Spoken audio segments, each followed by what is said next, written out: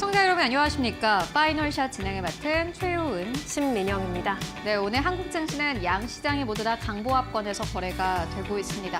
어제랑 비슷한 분위기 연출이 되고 있는데요. 장주간 때는 양 시장이 모두 다 하락세로 거래가 되긴 했지만은 모두 다 금세 상승으로 전환을 했습니다. 그만큼 투자 심리가 살아있다라는 부분을 확인할 수 있는 부분이기도 했고요. 특히나 기관 투자자들의 연이은 매수가 또 특징적입니다. 오늘 시장에서도 외국인 투자자들은 코스피 안에서 3천억 원 넘게 팔고 있지만은 여전히 기관 투자자들은 긍정적인 흐름 보여주고 있습니다. 2시를 기점으로 해서 다시 한번 매수로 전환된 점이 확인이 됐습니다.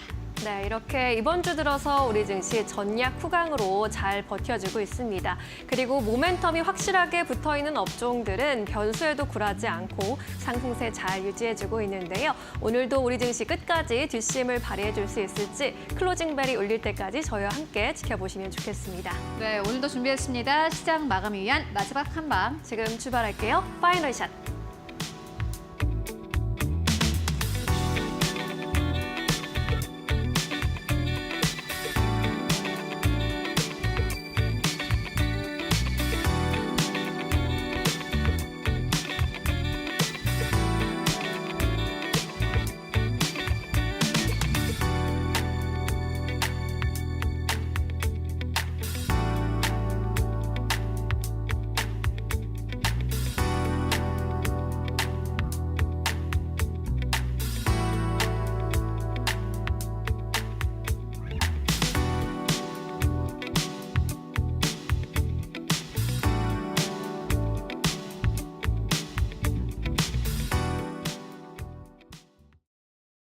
네, 코스피 지수는 여전히 괜찮습니다. 2600선 위에서 맴돌고 있는 상황인데요.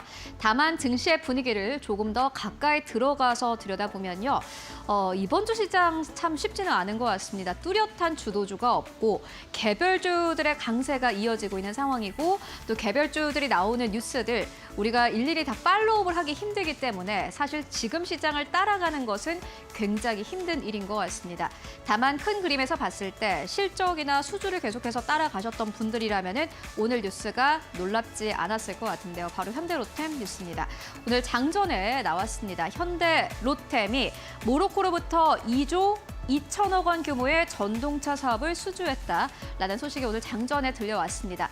물론 오늘 공식적으로 확인된 것은 장전이었지만 어제부터 그리고 이번 주부터 계속해서 관련된 보도가 쏟아지기도 했습니다. 모로코로부터 대규모 수주가 현재 예상된다라는 보도가 이어졌고요. 이 뉴스가 나오기 전에 현대차증권에서는 어제 이미 관련 리포트를 내기도 했습니다. 아마 내일쯤이 되면 모로코와 관련된 수주 소식이 나올 것이다라는 리포트를 발행하기도 했습니다. 현대로템이 이렇게 모로코로부터 2조 2천억 원대 수주를 받은 것은 큰 의미가 있습니다. 이번 사업 수주로 모로코 시장에 처음 진출했기 때문입니다.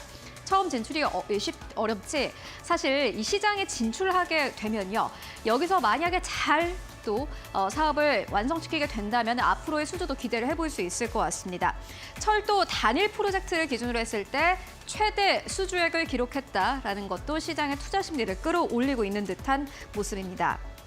그리고 수주 차량을 구성하는 전체 부품의 90%를 200여 개의 국내에 있는 중견, 중소기업으로부터 조달을 한다고 하는데요. 한국의 낙수 효과가 분명할 것으로 보여집니다. 사실 오늘 이 뉴스만 있었던 것은 아닙니다. 지금까지 수주 소식이 이어졌던 현대로템의 주가는 코스피를 아웃퍼폼하는 경향을 보여주고 있습니다. 이게 2024년부터 2025년까지 밑에 있는 거 코스피 지수, 위에 있는 것은 현대로템의 주가인데요. 확실히 갭이 계속해서 벌어지고 있는 모습을 확인하실 수 있습니다. 현대로템의 주가는 연이어서 잘 가고 있는 상황이고요. 그만큼 실적으로 잘 보여주고 있습니다. 그렇다면 모로코는 도대체 현대로템에게 왜 2조 2천억 원짜리의 수주를 맡기게 된 것일까요? 모로코는 2030년에 스페인과 포르투갈과 함께 피파 월드컵을 공동 개최하게 됩니다. 당연히 이 국제적인 이벤트를 개최하려면은 국내에 있는 내부 사정을 또 잘 정리를 해야 될 텐데 그 일환으로 현대로템에게 2조 2천억 원짜리 사업을 수주하게 된 겁니다. 일단 모로코가 현재 계획하고 있는 것은 이 정도입니다. 고속철 18량, 준고속철 40량, 그리고 도시간 전동차 60량, 그리고 도시내 메트로는 50량을 도입한다고 하는데 이 전체 규모가 약 5조 원대라고 하고요. 그 가운데서 절반 정도를 현대 로템이 수주를 하게 된 것입니다.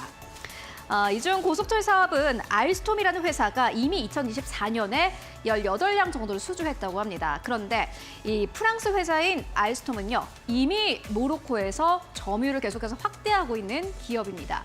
알스톰을 제치고 이번에 현대로템이 이렇게 2조 2천억 원짜리의 사업을 수주했다라는 것은 큰 의미가 있어 보입니다. 앞으로 아프리카 시장 안에서의 점유율이 확대될 것이다라는 기대감이 나오고 있기 때문인데요. 알스톰이 지금까지 모로코 안에서 점유를 확대를 해나갔는데 그 가운데 현대로템이 치고 나간다면은 아마 알스톰이 가지고 있는 점유율 일부를 또 가지고 올 수도 있겠죠. 이러한 기대가 다시 한번 시장에 나타나고 있습니다. 이번엔 부문별로 좀 살펴보도록 하겠습니다. 먼저 철도입니다. 2024년을 기준으로 했을 때 수주 잔고는 14조 원대였고요. 이번에 모로코 철도 사업 수주로 인해서 앞으로 2025년의 수주액은 더 늘어날 것이다라는 기대감 나오고 있습니다. 두 번째는 방산인데요. 현대로템의 주가를 끌어올리고 있는 건 사실 철도보다는 방산이죠. 철도가 이제 좋아지고 있고 방산은 이전에도 좋았고 앞으로도 좋아질 것으로 보여집니다. 나토의 방위비 지출 확대에 대한 요구는 지속되고 있습니다. 지금 시장에서는 약간 들어간 그런 이슈이긴 한데 이 이슈는 여전히 국제시장에서는 살아있는 이슈이기도 합니다. 덴마크가 2025년부터 2026년의 방위비를 GDP 대비해서 3% 수준으로 확대하겠다라고 발표를 했습니다. 덴마크만 보더라도 일단 방위비를 확실히 좀 늘려나가고 있는 모습을 보여주고 있고요. 앞으로 이것은 덴마크만의 일이 아니라 많은 국가로 확대될 것이다라는 기대감 나오고 있습니다. 그렇게 되면은 품질이 좋고 저렴한 현대 로템의 방산 무기들을 사게 되겠죠. 기대감 커지고 있습니다. 그리고 사우디아라비아와 아랍에미리트 같은 경우에는 노후화된 장갑차를 대체할 예정이라고 합니다. 그런데 중요한 것은 이 규모가 굉장히 커지고 있다는 건데요. 18조 원에 달할 것으로 추정되고 있습니다. 중동과 동유럽에서 KT 전차의 수요가 확대가 현재 기조가 계속해서 유지가 되고 있는 상황인데 주가로도 잘 나타나고 있습니다. 특히나 현대로템의 주가 상승 탄력이 굉장히 좋습니다. 다른 국가들의 기업과 대비해서도 상승 탄력을 아주 강하게 가지고 가고 있고요. 현재 보이는 빨간색 차트가 현대로템의 차트인데 다른 방산 기업들 대비해서도 주가 흐름이 괜찮습니다. 다만 오늘 이슈가 나오자마자 현대로템은요. 52주 신고가가 85,400원대였는데 이거보다 살짝 아래로까지 내려갔고요. 현재 구간에서 약간 반락한 채로 거래가 되고 있습니다. 그렇다면 앞으로 현대로템의 주가는 어느 정도 올라가게 될까요? 만나보도록 하겠습니다. 현대차증권에서는 현대로템의 목표 주가를 어제 올려 잡았습니다. 11만 4천 원대로 올려 잡았는데요. 현대차증권이 이렇게 어제 목표 주가를 상향한 주 이유 중에 하나가요. 모로코 사업 수주가 있었습니다. 사실 보도가 공식적으로 나오기도 전에 현대차증권에서는 관련된 리포트를 냈고 이미 이 목표 주가를 상향하기도 했는데요. 모로코 고속철도 수주로 앞으로 철도 부분의 실적이 정상화될 것이다. 라고 기대감을 내비치기도 했습니다. 그리고 폴란드와 루마니아 쪽에 추가적으로 수주에 대한 기대감이 나오는 것도 사실이다라고 밝혔고요. 방산업체 리레이팅을 반영해서 국내외 방산업체 12개월 선행 PER보다 20% 할인을 적용해 봤을 때 이 주가가 11만 4천 원이 나왔다고 합니다. 현대로템의 목표 주가는 연이어서 계속해서 상향 흐름을 보여주고 있습니다. 목표 주가만 상향되는 것이 아니라 주가 흐름도 굉장히 좋습니다. 현대로템 오늘 시장의 주가가 약간 좀 빠지고 있습니다. 상승했다가 반락을 한 채 현재 3%의 하락세로 거래가 되고 있는데 오늘 시장의 이 흐름이 앞으로 전체적인 흐름에서 기회가 될지 아니면은 너무 올라가면서 약간 좀 쉬어가게 될지는 살펴보실 필요가 있겠습니다만은 철도 부문, 방산 부분에서 모두 다 긍정적인 실적을 내고 있고 수주 결과를 내고 있는 현대로템 앞으로 주가로 함께 확인해 보시면 좋을 것 같습니다. 이렇게 오늘의 시그널로는 현대로템 만나보고 왔고요. 그렇다면 오늘 시장에서 또 주목할 만한 헤드라인 어떤 것들이 있을까요? 이어서 신민영 앵커가 전해드립니다. 네, 현재 구간에서 짚어볼 수 있는 종목별, 업종별 뉴스 헤드라인 모아봤습니다. 첫 번째 헤드라인부터 하나씩 열어보겠습니다. 네, 오늘의 첫 번째 소식, 미국과 우크라이나의 광물 협정 합의 기대감 속에 우크라이나 재건조의 강세 이어지고 있다는 소식입니다. AFP 통신이 미국과 우크라이나 간 광물 협상이 합의점에 도달함에 따라서 빠르면 오는 28일에 양측이 서명할 수 있다고 전했습니다. 현재로서는 이번 주 금요일 28일에 우크라이나 젤렌스키 대통령이 워싱턴을 직접 방문해서 협정에 서명하는 방안을 고려 중이라고 보도했습니다. 이러한 소식 전해지면서 대동기어와 DID 10% 이상 급등하기도 했고요. TYM과 SY 등 재건주 관련주 대부분이 상승부를 켜고 있습니다. 두 번째 헤드라인입니다. 법제화의 재시동이 걸릴 수 있을까요? STO 관련주의 동반 강세가 포착되고 있습니다. 이미 이번 2월 임시국회에서는 관련 법에 대한 통과가 어려울 것이라는 전망이 나오면서 실망 매물이 출회된 바 있죠. 하지만 오는 28일 민주당이 개최하는 STO 정책간담회에 이재명 더불어민주당 대표가 참석한다는 보도가 나오면서 관련 기대감이 다시금 반영된 것으로 풀이되고 있습니다. 이번 정책간담회에서는 디지털 금융 생태계와 토큰 증권의 융합이라는 주제로 진행될 예정입니다. 세 번째 헤드라인입니다. 클래시스의 삼성전자 피인수설 속에 오늘 장중에 변동성이 확대되는 모습입니다. 오늘 급등 출발한 후에 급락하는 등 장중 변동성이 크게 출렁이고 있습니다. 삼성전자가 클래시스 인수를 검토하고 있다는 언론 보도가 나온 영향이죠. 뉴스핌은 이날 삼성전자가 작년 말 클래시스 인수 검토를 위한 TF를 꾸려서 의료기기 사업 강화의 일환으로 홈 헬스케어 시장을 주목하고 있다고 보도했습니다. 클래시스의 최대 주주인 베인캐피탈은 최근 경영권의 매각을 추진해 온 바 있습니다. 마지막 헤드라인입니다. 네, 위메이드 소식입니다. 신작 레전드 오브 이미르 관련 매출 호조 소식에 오늘 장에서 상승세 이어가고 있습니다. 신작인 레전드 오브 이미르 출시 닷새 만에 구글 플레이 매출 차트 1위에 올라섰다는 소식 전해지고 있고요. 위메이드는 레전드 오브 이미르의 블록체인 기술을 적용해서 MMORPG의 경제 시스템을 새롭게 구현해냈다는 평가를 받아가고 있습니다. 특히 이 게임 내에서 최상위 등급 아이템은 위변조가 불가능한 NFI로 제작하고 고유 번호를 부여했다라는 점도 특징적으로 거론이 되고 있습니다. 이렇게 네 가지 헤드라인 함께 짚어보셨습니다. 네, 이번에는 전문가 전화 연결 통해서 조금 더 자세한 의견 들어보도록 하겠습니다. 메리츠증권 강남금융센터 김경국 과장 연결합니다. 과장님 안녕하세요. 네, 안녕하세요. 네, 이렇게 네 가지 소식 전해드렸습니다. 어떤 소식에 조금 더 눈길이 가고 계실까요? 오늘은 재건 관련된 말씀 좀 드릴까 하는데요.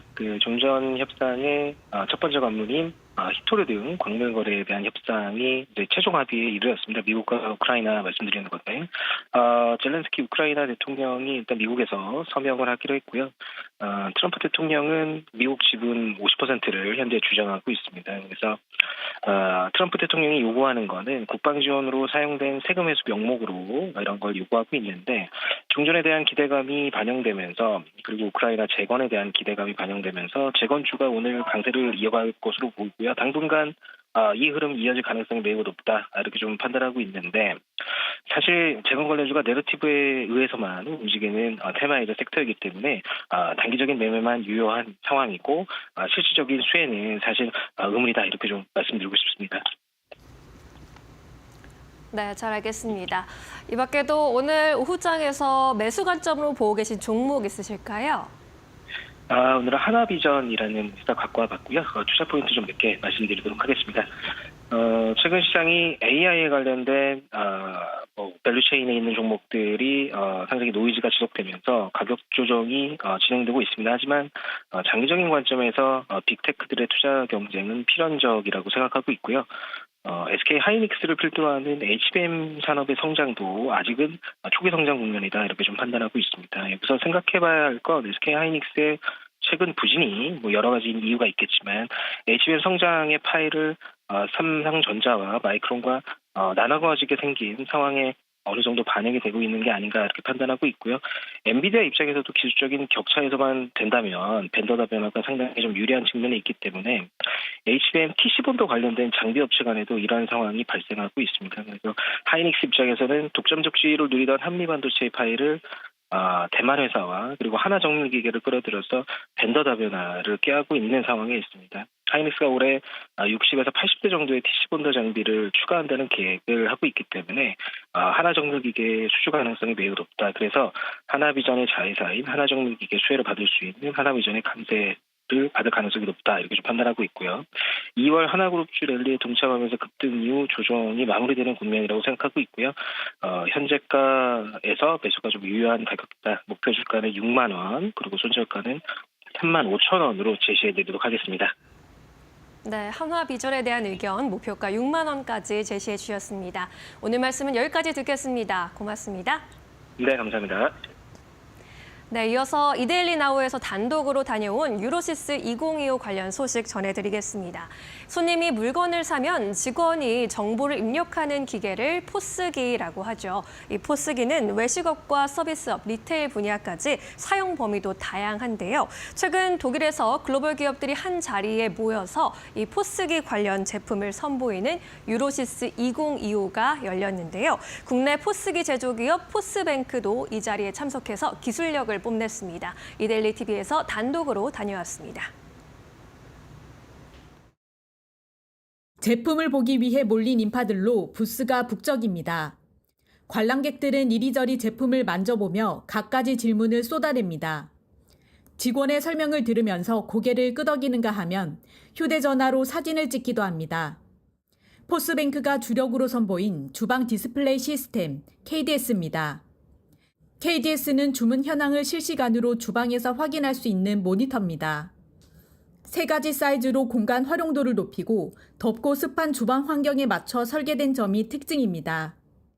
KDS 시스템 같은 경우에는 주방 환경, 가혹한 환경에서 사용할 수 있도록 기본 방수 방진 IP54 그레이드를 적용했고, 앉은 자리에서 태블릿으로 음식을 주문하는 테이블 오더 시스템도 눈길을 끌었습니다. 전선 없는 깔끔한 디자인에 상하 좌우 각도 조절이 가능해 편의성을 높였습니다. 이외에도 포스의 프린터 기능이 포함된 민트와 포스 터미널 신제품인 포지드도 선보였습니다. 포스뱅크의 다양한 제품 출시는 해외 시장 확대로 이어졌습니다. 70%대였던 해외 매출 비중은 지난해 3분기 81%까지 늘었습니다. 여기에 국가별 소비 문화를 고려한 맞춤형 제품과 탄탄한 글로벌 영업망도 성과 비결로 꼽힙니다. 이번 전시에서도 20개국 이상 바이어들과 상담이 이뤄졌습니다. 저희 회사 제품들을 유럽 고객사들한테 좀 더 알리고 모르는 고객사들을 만날 수 있는 그런 접점의 기회가 될 수 있어서 매년 유로시스를 참가하고 있습니다. 포스뱅크는 미국과 유럽 등 폭넓은 영업 활동을 위해 현지 거점화 사업에 속도를 내고 있습니다. 이데일리 TV 이지은입니다.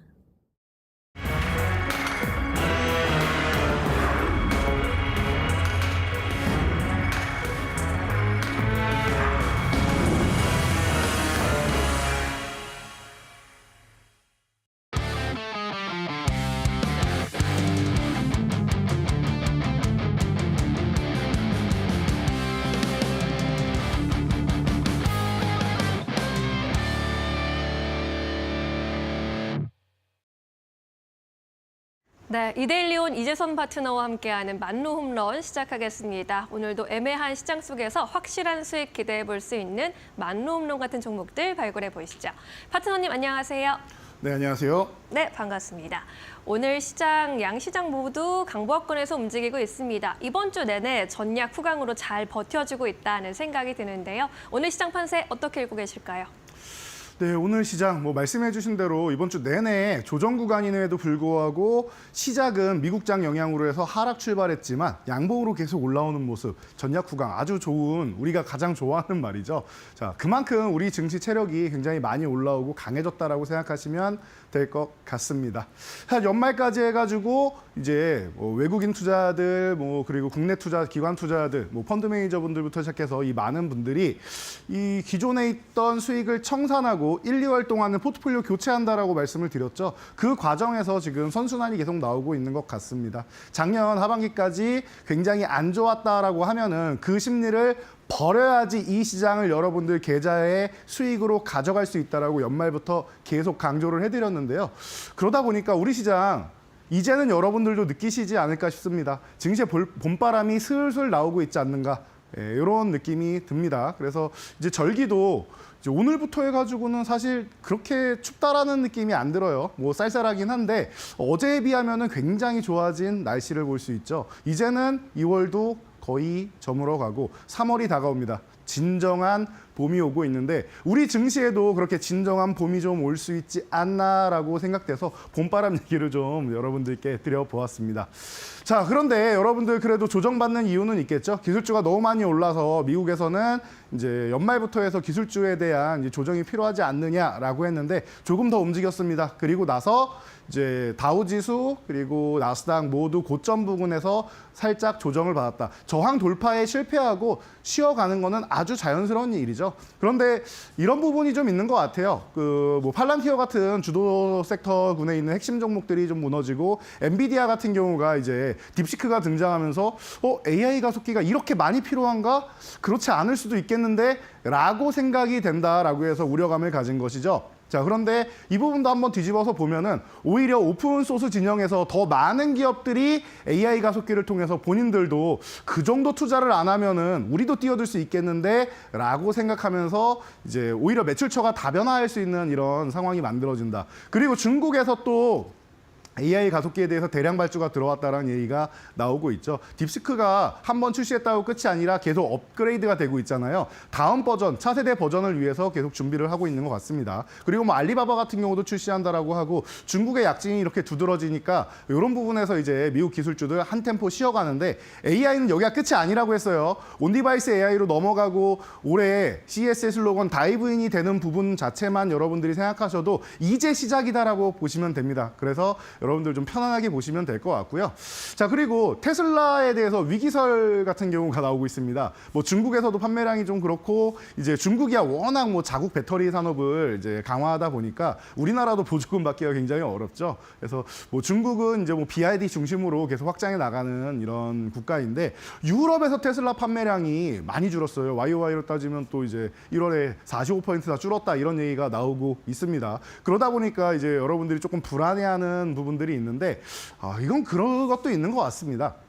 이 테슬라 CEO가 일론 머스크인데 우리가 다 알다시피 트럼프가 선거 유세할 때 너무나도 적극적으로 이제 도와주지 않았습니까? 유럽에서는 그게 좀 얄밉게 보일 수도 있지 않나 싶어요. 그래서 전체적으로 보면 테슬라는 45% 줄었지만 유럽에선 전기차 시장이 37%나 성장하고 있습니다. 그렇다라고 하는 건 다른 기업들은 판매를 잘하고 있다는 것이겠죠. 그래서 조금 전에 말씀드린 중국의 BYD가 가격 공세로 들어가고 폭스바겐이 계속 저변을 넓혀가면서 전기차 시장. 제가 작년 하반기에 세미나들을 돌아보면 유럽에서는 올해 이미 캐즘을 돌파할 이런 자구책을 마련했다라고 계속 말씀드렸는데 그런 결과가 나오고 있는 것 같습니다. 그래서 테슬라가 위기냐라고 보면은 또 이거는 테슬라도 최근에 워낙 많이 올랐기 때문에 잠깐 쉬어가는 과정이다 정도로 보시면 될 것 같아요. 그 정도로 끝나지 않는다. 그리고 테슬라는 전기차 판매도 중요하지만 미래는 휴머노이드로 보시고 자율주행이고 그리고 우주로 뻗어나가고 여러 가지로 이제 일론 머스크의 사업은 확장되고 있다는 걸 여러분들이 생각을 하시면 되겠죠. 그래서 이 정도까지 생각하시고 그래서 주도주들 최근에 이렇게 쓱 쉬는 거 보면은 계속 말씀드렸던 단기급 등시에는 차익 실현을 좀 하면서 적어도 대형주 같은 경우에는 일부 비중 조절을 하면 되겠죠. 전략 매도를 하기에는 다시 사기에 내가 조금 쉽지 않다라고 생각하시면은 뭐 30%든 50%든 비중 조절하시면 되고 밑에서 다시 조정구에 재매수하면 된다라고 보시면 됩니다. 자, 그래서 우리 지수로 넘어가서 코스피를 살짝 살펴보면은 너무나도 단단해요. 서두에 말씀드린 것처럼 정강우약이 계속 나오면서 이제 코스피는 이제 약보합권, 강보합권 왔다 갔다 하면서 오늘 그냥 편안하게 움직이고 있다라고 생각하시면 될 것 같고요. 코스닥으로 넘어간다라고 하면은요. 미증시는 나스닥이 3일 연속으로 이렇게 밀려가지고 좀 어려운 모습을 보였는데 우리나라 코스피, 코스닥에 있는 기술주들 그래도 이 정도면은 잘 버티고 있지 않나 싶습니다. 그리고 코스닥 같은 경우는 780포인트 1차 저항 돌파했다라고 했죠. 제가 이게 선을 그어드렸는데 이 빨간 선 그어드린 이 구간에서 730포인트를 너무나도 스무스하게 돌파를 했어요. 큰 저항 느끼지 않고 애초에 큰 저항이 아닙니다라고도 말씀드리긴 했지만 중간 저항 수준을 횡보하면서 잘 넘어갔고 780은 강한 저항입니다. 1차 목표치입니다라고 미리부터 말씀드렸는데 이 구간에서도 아직까지만 보면은 저항 돌파에 실패하면은 급락이 한번 나와야 됩니다.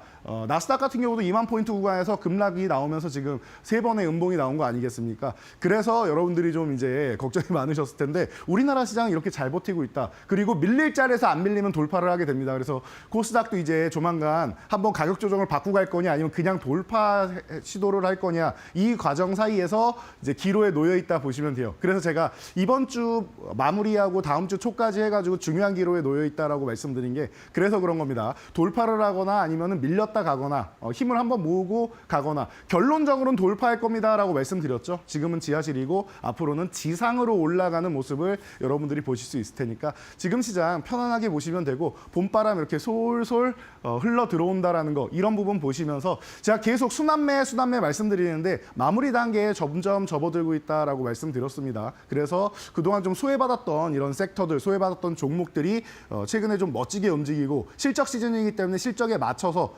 기존에 이제 제가 3루타 종목 드렸던 카페입사 같은 경우도 오늘 상한가도 도전하고 멋진 모습 보이고 있는데요.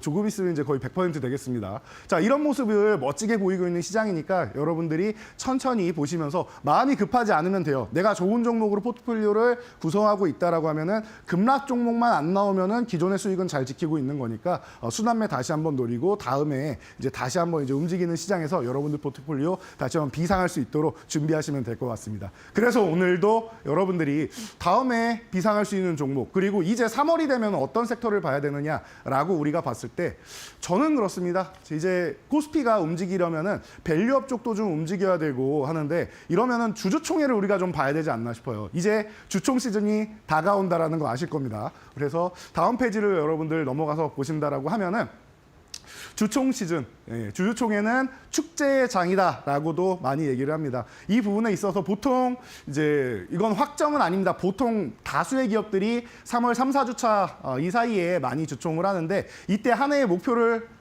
계획을 말을 하게 됩니다. 물론 작년 연말부터 연초까지 이미 발표한 이런 기업들도 있고요. 배당 같은 경우도 배당금이 얼마입니다라고 확정 짓는 시기이기도 해요. 미리 발표했던 기업들도 이 주총 때 다시 한번 확정을 짓는다 정도로 생각하시면 될 것 같습니다. 그래서 밸류업 기대감이 다시 한번 솔솔 몰고 올 수 있다라는 거. 그리고 이 기업들이 미래를 어떻게 준비하느냐에 대해서도 여러분들이 한번 볼 수 있다라는 거. 밸류업이라는 게 여러분들께 뭐 배당을 드리고 자사주를 매입하고 소각하고 할 수도 있지만 그 외에 다른 측면으로 뭐 예를 들면 기술주 같은 경우는 R&D 투자나 다른 방면으로도 여러분들께 많이 환원해 드릴 수 있는 것들이 있으니까 이 시즌을 좀 지켜보시면 좋을 것 같고요. 그래서 오늘은 이렇게 주주총회 시즌에 여러분들이 좀 관심 가져봐야 될 종목들이 무엇이 있는가 다시 한번 제가 한번 살펴보고 소개해 드리려고 하니까 오늘 시장 집중해 주신다라고 하면은 좀 묵직하고 편안한 종목들로 여러분들이 3월을 나실 수 있을 것 같습니다.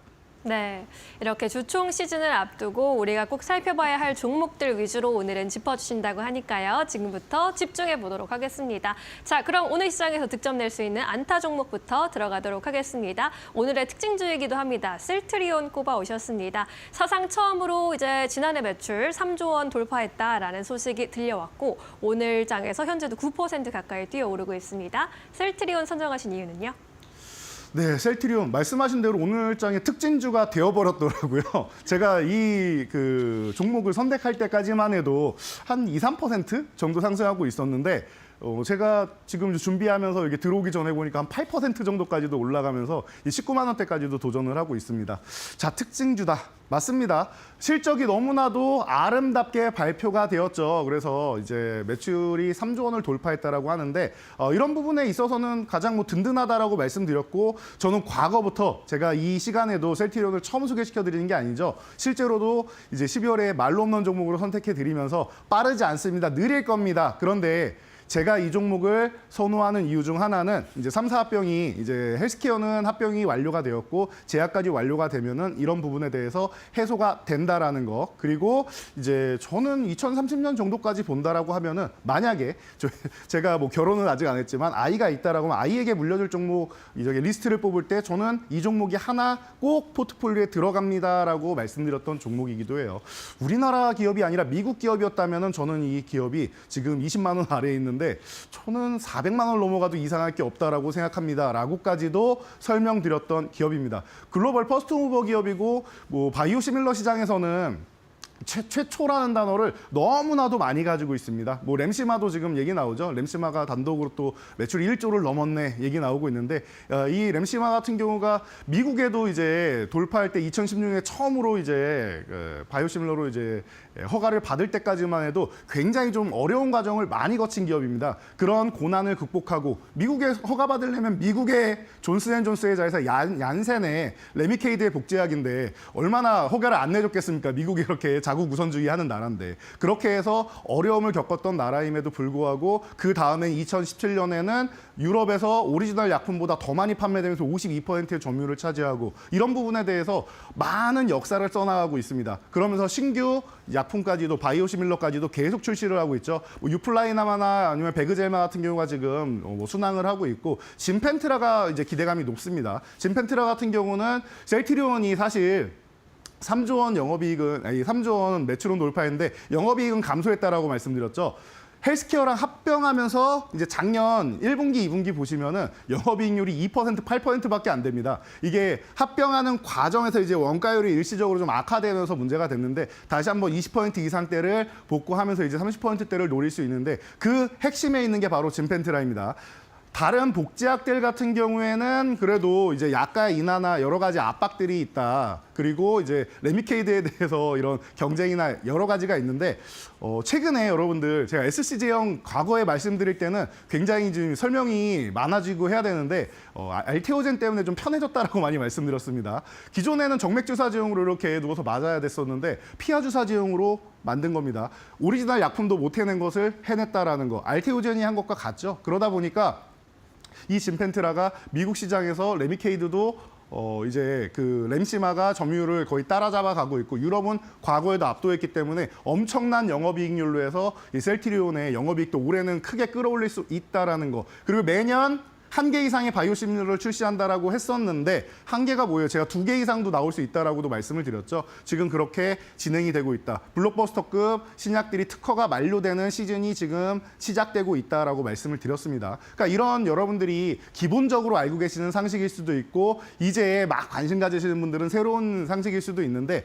그렇습니다. 이렇게 기업이 중장기적으로 계속 좋아질 수밖에 없는 이런 기업이고 주가는 그동안 이렇게 좋아지는 가운데도 바닥을 면치 못했습니다. 과거에 이제 삼성바이오로직스에서 연결돼서 이제 분식회계 이슈가 4년 동안 나오면서 문제가 됐었는데 그 부분까지도 3사 합병으로 다 해결되고 유일한 리스크는 그건 것 같아요. 서정진 회장이 이제 또다시 이제 복귀하는데 과거에 삼성의 이건희 회장이 이제 물러났다가 복귀하면서 좋아졌던 이력은 아실 거예요. 그러면 서정진 회장 이후가 좀 걱정되지 않느냐라는 정도. 이 정도만 리스크로 생각하시면 될 것 같습니다. 경영권 승계 과정이 이제 마무리가 되지 않아가지고 혹시나 빠르게 별세가 나온다라고 하면은 이제 그 뭐 이 셀트리온의 권리를 이제 최대주주 지위 자리를 연기금이 가져갈 수 있기 때문에 그런 부분의 리스크만 아니면 가능하기 때문에 서정희 회장이 아직 건강하실 때 건강 관리를 잘하는 게 제일 중요하지 않나 싶습니다. 그 부분만 여러분들이 잘 생각하신다라고 하면은 저는 이 종목이 올해부터 시작해가지고 향후 뭐 2030년까지 해서 중요하게 굴곡은 있겠지만 너무 멋있게 뻗어나가면서 저는 뭐 100만 원대를 넘어가도 이상할 게 없다라고 생각하는 개인적으로 생각하는 기업이기 때문에 여러분도 나는 급하게 단타를 칠 거야가 아니라 꾸준하게 난 수년간의 투자를 할 거야라고 생각하시는 분들은 지금 바닥권에서 관심 가져보시면 좋을 것 같습니다. 네, 셀트리온에 대한 이야기 들어봤습니다. 안타 종목으로 또 멀리도 볼 수 있는 종목이다라고 언급해 주셨으니까요. 잘 참고해 보시기 바라겠습니다. 이제 2루타로 넘어가 보도록 하겠습니다. 메리츠 금융 지주 꼽아 주셨는데 요즘 안 그래도 활약이 대단합니다. 금융 그룹 안에서 신한 지주를 제치고 시총 2위 자리에 등극하기도 했는데요. 2루타로 꼽아 주신 이유는 뭘까요? 네, 말씀하신 게 뭐 가장 큰 이유가 아닌가 싶습니다. 워낙 과거부터 이 밸류업의 진심이었던 기업이죠. 그러다 보니까 그렇습니다. 금융지주사 시총 2위 지금 신한지주하고 경합을 벌이고 있어요. 앞서거니 뒤서거니 하고 있는데 제가 볼 때는 지금 뭐 추세라고 하면은 그리고 과거부터 해서 꾸준하게 이어온 이 추세라고 하면은 우리나라에서 밸류업을 가장 잘하는 금융지주사 중 하나가 아닌가 싶습니다. 그렇기 때문에 좀 편안하게 볼 수 있고 저는 신한지주가 아니라 KB금융이 좀 긴장해야 되지 않나 싶을 정도의 기업입니다. 그러니까 여러분들이 뭐 꾸준히 보시면 될 것 같고요. 밸류업에 얼만큼 진심이냐면은 여러분들이 이제 대기업들 보면은 쪼개기 상장 같은 경우 이런 거 너무 많이 보고 이제 지겹다라는 말씀 많이 하시죠. 그런 부분에 있어서 먼저 선두에 서가지고 메리츠화재랑 메리츠증권을 실제로 상장 폐지를 하면서 이런 부분에 대해서 우리가 지배구조를 먼저 개편을 하고 밸류업의 진심입니다라고 얘기했던 기업이에요. 그래서 뭐 작년에 이제 밸류업 정책 때문에 올라온 이런 다른 기업들과는 다르게 미리미리 준비가 돼 있던 기업이고 이미 전략이 세워져 있던 기업.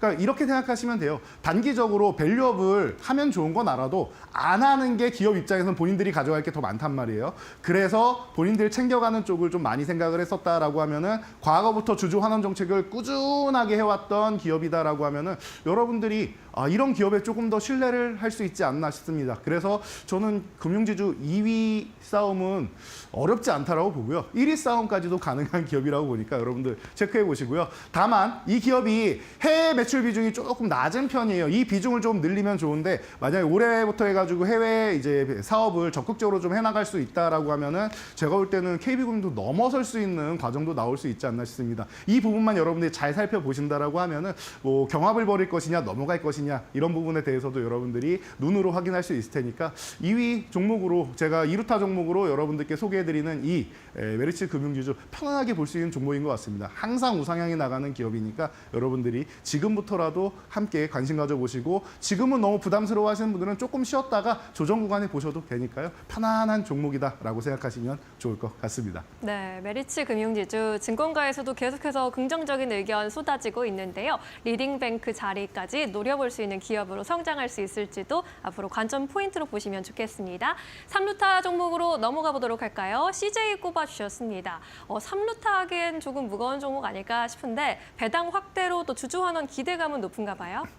네, 맞습니다. 뭐 배당 쪽 같은 경우는 과거에도 얘기가 나왔었는데 제가 아까 말씀드렸듯이 보통 이제 이 주총에서 확정이 되는데 이미 발표를 했습니다. 보통주 한 주당 3,000원 그리고 우선주는 3,050원 이렇게 발표를 했는데 이 부분에 대해서 그냥 확정 짓는 게 그냥 투표하는 게 주주총회다라고 생각하시면 돼요. 그래서 정기주총에 대해서 다들 기대감이 좀 높아지고 있는 모습입니다. 자사주 소각이나 이런 밸류업에 뭐 작년부터 꾸준하게 이제 본인들이 이제 실천을 해왔던 기업이기 때문에 지금 우리나라 밸류업 정책 제가 볼 때는 뭐 대통령이 바뀌거나 정권이 바뀌거나 해도 이 부분은 기업들이 한 번 하기로 했는데 중간에 중단한다라고 하면은 신뢰를 잃을 수가 있습니다. 그렇기 때문에 뭐 특별한 정책이 없더라도 앞으로 꾸준하게 늘어갈 거라고 저는 생각을 하기 때문에 이런 밸류업 관련 쪽은 여러분들이 중장기적으로 제가 단기적으로 보는 것보다는 이런 쪽은 중장기적으로 보는 게 좋다라고 항상 말씀드리죠. 그리고 어설픈 정책을 빨리 확정짓는 것보다는 그냥 천천히 기업들이 하는 거 보면서 가장 좋은 것들만 뽑아서 천천히 수년간 해나가는 게 좋다. 일본 같은 경우는 10년을 유동성 공급부터 시작해서 아베노믹스를 준비해놓고 나서 밸류업을 했기 때문에 성공한 거다라고 말씀드렸습니다. 우리나라 작년부터 해가지고 너무 급하게 하면은 오히려 체하게 됩니다. 그런 것보다는 오히려 여러분들이 좀 불만이 있으셔도 아니 왜 확정적으로 안 하냐라고 하실 수 있는데 그게 우리나라 성향이 원래 그런 거는 맞습니다. 저도 갑갑할 때가 있는데요. 그런데 지금 밸류업 정책 같은 경우는 빨리 하는 것보다는 천천히 이렇게 계속 개선해 나가는 게 좋은 거다. 앞으로 더 큰 길이 열려 있다라고 여러분들이 생각하시면 되고요. 제가 과거에도 이 종목을 안타 종목으로 선정하면서 좀 묵직하게 가져갈 수 있는 종목입니다. CJ 올리브영 얘기도 말씀을 드렸는데 이쪽이 여러분들 어떻게 생각하면 또 최근에 한알령 해제 얘기 많이 나오죠. 한알령 해제 기대감에도 속하는 부분입니다. 밸류업의 한알령 해제 그리고 여러분들이 뭐 배당 같은 경우도 그렇고 여러 가지 측면에서 긍정적인 요소를 만들 수 있는 기업입니다. 과거에 IPO 쪽으로 계속 얘기가 나왔는데 합병 얘기까지도 나오고 있습니다. 지분 뭐 62% 이상 갖고 있으니까 좀 여러분들이 안정적으로 볼 수 있는 종목이다 생각하시고 지금은 이제 한알령 해제로 해서 오히려 속도도 좀 빨라질 수 있는 종목이다 보시면은 3루타 종목으로 손색이 없는 것 같습니다. 네, CJ 앞으로도 안정적이면서도 빨리 갈 수 있는 종목으로 꼽아주셨습니다. 잘 참고해 보시면 좋겠습니다. 자, 오늘 이렇게 세 가지 종목 알아봤고요. 이제 오늘의 하이라이트 종목만 남겨두고 있는 상황인데 그동안의 만 없는 종목들 수익률 체크해보고 가도록 하겠습니다. 네, 말로 없는 종목들 너무나도 좋았죠. 1월 목표 초과 달성, 2월 목표도 초과 달성을 했습니다. 제가 이번 주 금요일까지 3월 목표를 들고 오겠습니다라고 말씀을 드렸는데 참 이 목표 정하기가 너무 어렵네요. 시작부터 너무 빠르게 강력한 것들을 다 달성을 해놔가지고 목표 정하기가 쉽지는 않은데 제가 또 멋진 목표, 여러분들이 또 깜짝 놀랄 목표, 이런 목표를 설정해 올 테니까요. 관심 가져보시면 될 것 같고요.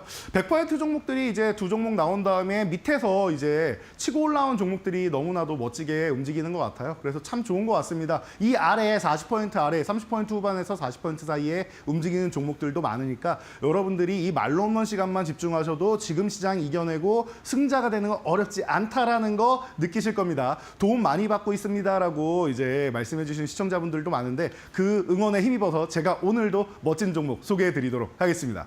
네, 이렇게 놀라운 수익률 보여주고 있는 만룸런 종목들 3월에도 또 많이 탄생할 것으로 보이니까요. 계속해서 기대해 주시기 바라겠습니다. 자, 그럼 오늘 이렇게 밸류업 관련주들 안에서 살펴보고 있는데 하이라이트 만룸런 종목으로는 어떤 종목 꼽아보셨는지 오늘의 마지막 이야기 들어볼까요? 자, 오늘 말로 없는 종목은 힘차게 SK스퀘어를 외쳐보도록 하겠습니다. 뭐 여러분들이 다들 알고 계시는 이제 SK텔레콤이 가지고 있던 SK하이닉스의 지분을 가져간 이제 지주사격이 되겠죠. 그러다 보니까 이런 중간 지주사들 사이에서도 이제 뭐 가장 강력한 모멘텀을 갖고 있지 않나 싶습니다. 그 모멘텀은 바로 실적으로 이어지면서 이제 3조 9천억 넘는 실적을 이제 발표하면서 4조 원을 넘나들고 있다라는 거 체크해 보시면 될 것 같고요. 그냥 편안하게 보시면 될 것 같아요. 돈을 잘 벌고 있기 때문에 무차익 경영이 가능합니다. 그리고 1조 3천억의 신규 투자도 가능합니다. 어디에 투자할 거냐? AI부터 시작해서 SK하이닉스와 시너지가 날 수 있는 곳에 투자를 한다라는 거예요. 이런 부분에 있어서 그룹사에서 계속 발전하고 시너지하면 여러분 또 유리기판부터 시작해서 이제 소캠이나 뭐 HBM 여러 가지를 생각할 수 있겠죠. 다 해당된다라고 생각하시면 될 것 같습니다. 그래서 자사주 매입이나 소각 이런 부분도 계속 진행하고 있으니까 편안하게 보시면 될 것 같고요.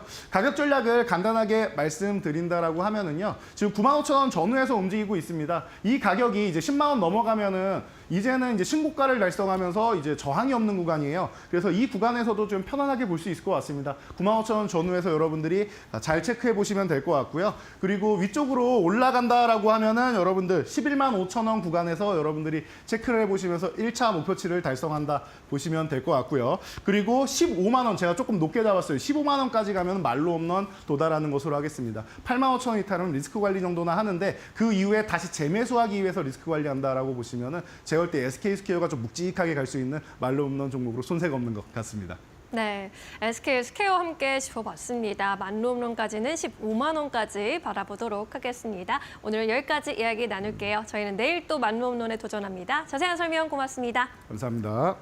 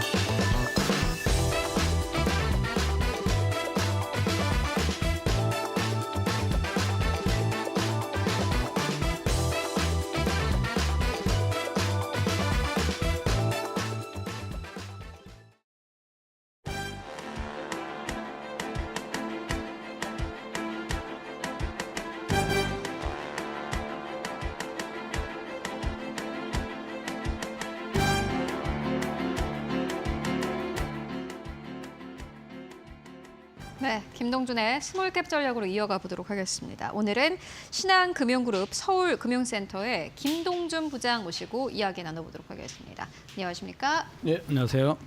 네, 부장님 오늘은 어떠한 스몰캡 가지고 오셨습니까? 예, 샘 CNS라는 종목입니다. 광폭 실적 호전주다 이렇게 요약을 할 수가 있겠고요. 24년에 사상 최대 매출을 경신을 했고 D램향, 메모리 중에서 D램 향형으로 매출 고성장이 계속되면서 IT 업계에 대한 실적 불확실성이 있는데 대표적인 실적주로 부각될 전망입니다. 실적에 대한 불안감이 커지고 있는 가운데서도 실적주라고 할 수 있는 샘 CNS 오늘 가지고 오셨습니다. 이 기업 소개라든지 기업 개요 좀 듣고 가도록 하겠습니다. 예, 2007년에 삼성전기에 다층 세라믹 기판 사업부가 있었습니다. 이게 분할돼서 설립을 했고 이거를 모기업인 그러니까 이제 손자회사가 되는데 결국 샘텍이라는 그룹에서 인수를 했습니다. 그래서 우리가 이제 사명이 샘 CNS, CNS는 세라믹 앤드 솔루션이니까 세라믹 사업을 하는구나. 그러면 SEM, 이 샘이 뭐냐? 이제 모기업 샘텍이 될 수가 있겠고 또 한편으로는 삼성전기의 영문 이름이 샘이니까 결론적으로는 삼성전기가 했던 세라믹 기판 사업을 독자적으로 나와서 영위하는 회사다 이렇게 볼 수 있겠습니다. 주력 매출, 핵심 매출은 세라믹 STF라는 겁니다. STF는 스페이스 트랜스포, 번역을 하자면 공간 변형기입니다. 이건 뭐냐면은 웨이퍼 패드하고 그다음에 PCB 패드, 쉽게 얘기하면 이제 반도체 웨이퍼를 성능을 측정을 하는 측정 단계, 테스트 단계에 있는데 여기에 패드 배열이 다르기 때문에 이 패드를 연결해주는, 그래서 테스터 신호를 웨이퍼에 연결해주고 또 핀, 이제 여기 테스터기는 대표적으로 이제 리노공업 같은 핀이 들어가는데 이 핀도 지지해주는 역할을 합니다. 그래서 반도체에 테스트를 하는 프로브 카드라는 데 핵심 부품이고 그러다 보니까 밸류체인은 세라믹 STF, 한국의 3개, 일본의 3개 업체에서 글로벌 6개 정도 업체가 있고 이 제품을 납품을 프로브 카드 업체한테 합니다. 글로벌 탑3가 있고 우리나라의 TSE가 대표적인 업체고 마지막으로 이제 여기는 업체들이 다수가 있겠고요. 마지막으로는 이제 삼성 같은 또 마이크론 같은 엔드 유저 반도체사가 되겠습니다. 네, 샘 CNS가 보니까는 세라믹 STF 이제 사업을 영위하고 있는데 이 업계 안에서의 경쟁력도 궁금합니다. 다른 기업들 대비해서는 어떻게 또 사업을 진행하고 있는지도 궁금하거든요. 예, 우선은 이제 과연 기술력이 어떤 것인가. 자, 이 분야는 작은 분야지만은 삼성전기가 놓치고 싶지 않았을 정도의 사업부처럼 기술력이 대단히 높습니다. 기술력은 대표적으로 쉽게 얘기하면 기판, 가공, 방막, 설계 기술인데 높은 기술 난이도가 필요하다. 그리고 양산화를 해서 납품하고 생산하는데 긴 시간이 걸린다. 이런 점들이 있습니다. 기술력을 한번 깊이 들어가 보니까 이제 세라믹에 파우더를 배치를 하고 이걸 슬러리를 제조하고 시트를 제조하고 또 비아홀을 가공을 하고 마지막까지는 방막까지 형성을 합니다. 작은 제품이지만은 세라믹 층수가 40층까지 그런 패턴이 필요한 거고요. 비아홀은 수백만 정도의 홀 가공이 필요하고 방막도 5층까지 대단히 기술력이 요구하는 데다. 이런 측면입니다. 자, 이런 기술력 요구 환경 속에서 과연 샘 CNS는 어떤 경쟁력을 갖고 있느냐. 엔드유저인 반도체 업계들은 낮은 저항을 요구하게 됩니다. 그런 가운데 이 회사가 갖고 있는 LTCC, 그러니까 전소성 기반의 제품이 각광을 좀 받고 있는 시장 추세입니다. 지금 선도 일본 업체들은 HDCC라 하죠. 고온소성 제품인데 이로 인해서 소재부터 제품화까지 전 과정을 자체 개발을 했고 그러다 보니까 이런 특성 때문에 고집적화, 고성능화 또 무엇보다도 수율과 납기 측면에서 강점을 갖고 있습니다. 특별하게 24년은 또 의미 있는 해이기도 합니다. 그동안 모태였던 삼성전기에 더부살이를 했었습니다. 이제 5선 공장을 1,100억 정도 투자한 5선 공장을 신설을 해가지고 이쪽으로 이전해서 생산 능력도 연간 2천억 정도로 확보를 했고 또 신제품, 사업 다각화 측면에서도 본격적으로 시작할 수 있는 계기가 될 거다 이런 측면이죠. 제품 사업 다각화 요 부분이 아마 포인트가 될 것 같고요. 이어서 D램의 고성장 부분도 좀 짚고 가도록 하겠습니다. 이게 어떻게 가능한 것일까요? 예, 이제 메모리 영역은 이제 D램과 낸드가 있고 비메모리 영역은 시스템 반도체 쪽에 있습니다. 예, 시스템 반도체 쪽에 매출 비중은 극히 저조하니까 단기적으로는 큰 의미가 없는 거고 그동안 이 회사는 낸드의 강점을 가졌습니다. 낸드의 시장 점유율 글로벌 1위의 점유율을 갖고 있었고 그러다 보니까 21년, 22년 고실적, 환상적인 실적을 보일 때는 낸드 매출 비중이 97% 됐습니다. 사실은 낸드보다는 더 기술력이 요구되는 게 D램이고 D램 중에보다도 더 기술력이 요구되는 게 HBM 쪽 이런 상황이 되는데 이 D램량 매출이 이제 시작을 해서 24년에 처음으로 세 자릿수, 매출 100억대 이상을 기록하면서 의미 있는 성장을 했습니다. 21년 1%에 시작해서 22년 10%, 그리고 24년에는 23%, 금액으로는 120억 원을 기록하면서 이제 실질적으로 큰 의미를 가질 거다 하는 측면이고 이런 측면에서는 일본의 JEM을 통해 가지고 아마도 추정이 마이크론이 되는데 마이크론을 좀 뚫었었고 또 유럽의 글로벌 탑3 중에 하나인 T사를 통해 가지고 지금 반도체 3사에 지금 메모리 쪽에 테스트를 중에 있고 또 국내 업체를 통해서 차세대 HBM량의 EDS용으로 그동안 이제 버닝용이었는데 EDS용으로 하고 있기 때문에 이 D램량은 이제 시작이다. 이런 측면이고 매출 비중이 25년에는 41%, 그다음에 26년에는 44%로 높아지고 이 분야가 난이도도 높고 ASP도 높기 때문에 수익성에도 기여를 할 거다는 측면입니다. 또 이제 신공장과 공장 신설과 더불어 새로운 사업을 하게 되는데 지금 이제 유리기판 핫 이슈죠. 네. 뭐 30개 업체 정도가 거의 그런 데고 있는데 여기 못지않게 세라믹 기판이라는 거를 지금 R&D를 하고 있습니다. 용도는 통신 서버향이고요. 네. 반도체 패키징 공정에 필요한 거고 반도체사하고 NDA 계약을 좀 맺고 개발 중에서 이르면 26년 정도에 상용화가 될 거고 또 뜨거운 유리 기판 관련해도 이 회사가 방막 기술이 충분히 적용될 거 있기 때문에 언젠가는 또 유리 기판 쪽에도 30개 업체에 들어갈 수 있다 이런 측면입니다. 무엇보다 D램향 쪽으로 매출이 고성장하는 것을 잘 살펴보실 필요가 있겠습니다. 전체 매출 대비해서 2025년에는 41% 그리고 2026년에는 44%대까지 늘어날 것으로 보여지고요. 그리고 무엇보다 기술의 난이도가 높고 또 ASP가 높다라는 점에서 기술력을 가지고 있는 회사다라는 생각이 듭니다. 그리고 실적이 또 크게 호전될 것이다 이렇게 말씀해 주셨는데 어떻게 보십니까? 예, 이제 실적이 이제 3분기까지 좋았는데 4분기에 이제 영업 손실을 좀 기록했습니다.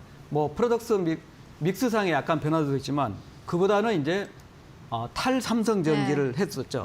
그러니까 이제 임차에서 쓰다 보니까 원상복귀도 해줘야 되고 그런 일회성 비용이 좀 들어간 부분이고 또 과거에는 이제 감가상각비가 연간 20억 정도였는데 이제는 연간 60억 정도. 그러니까 새로운 공장에 새로운 투자를 했기 때문에 감가상각비도 부담이 상당 부분 될 수 있다는 측면입니다.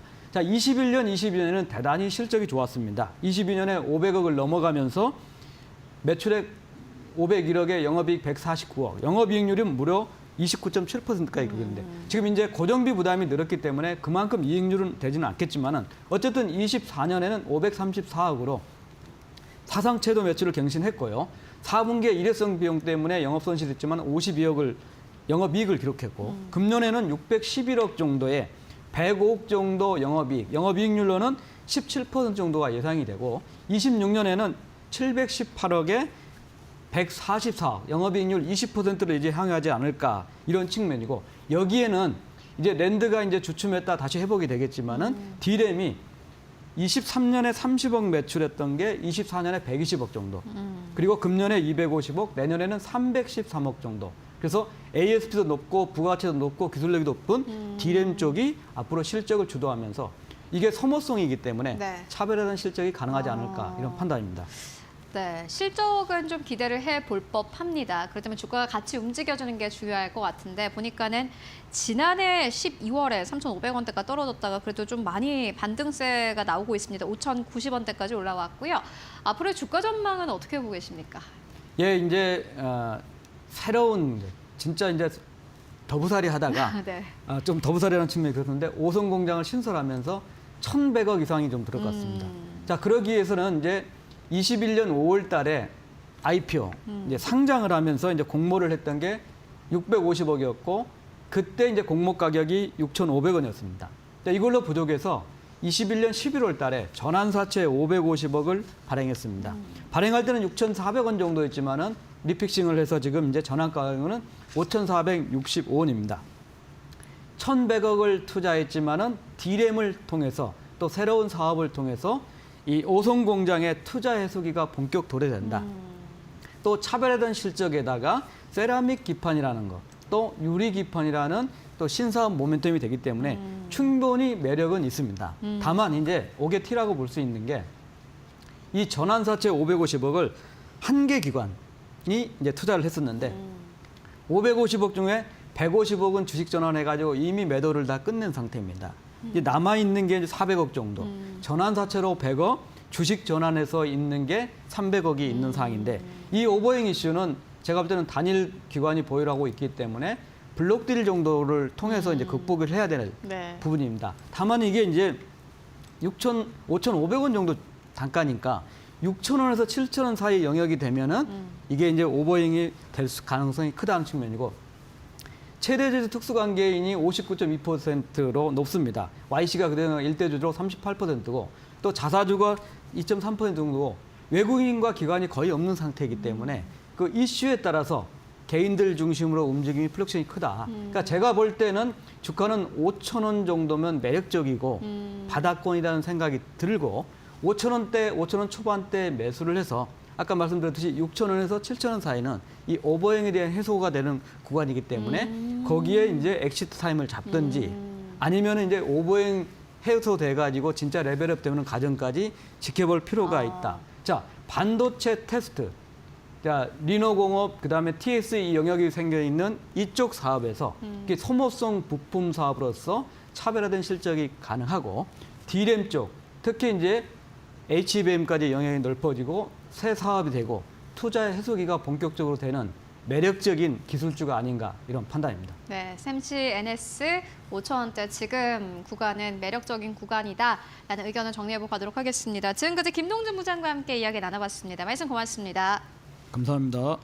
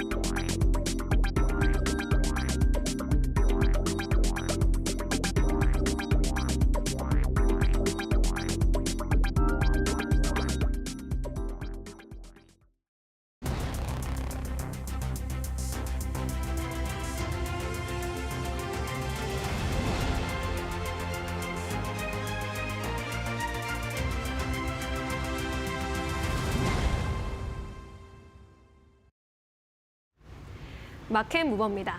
지난해 기준으로 우리나라의 과자 수출액이 역대 최고치를 기록했습니다. 특히 미국에서의 인기가 두드러졌는데요.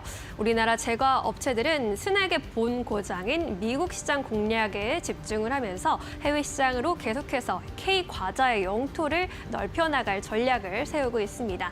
지난 2024년 K과자 수출액 1조 1천억 원 기록하면서 처음으로 1조 원을 돌파하게 됐습니다.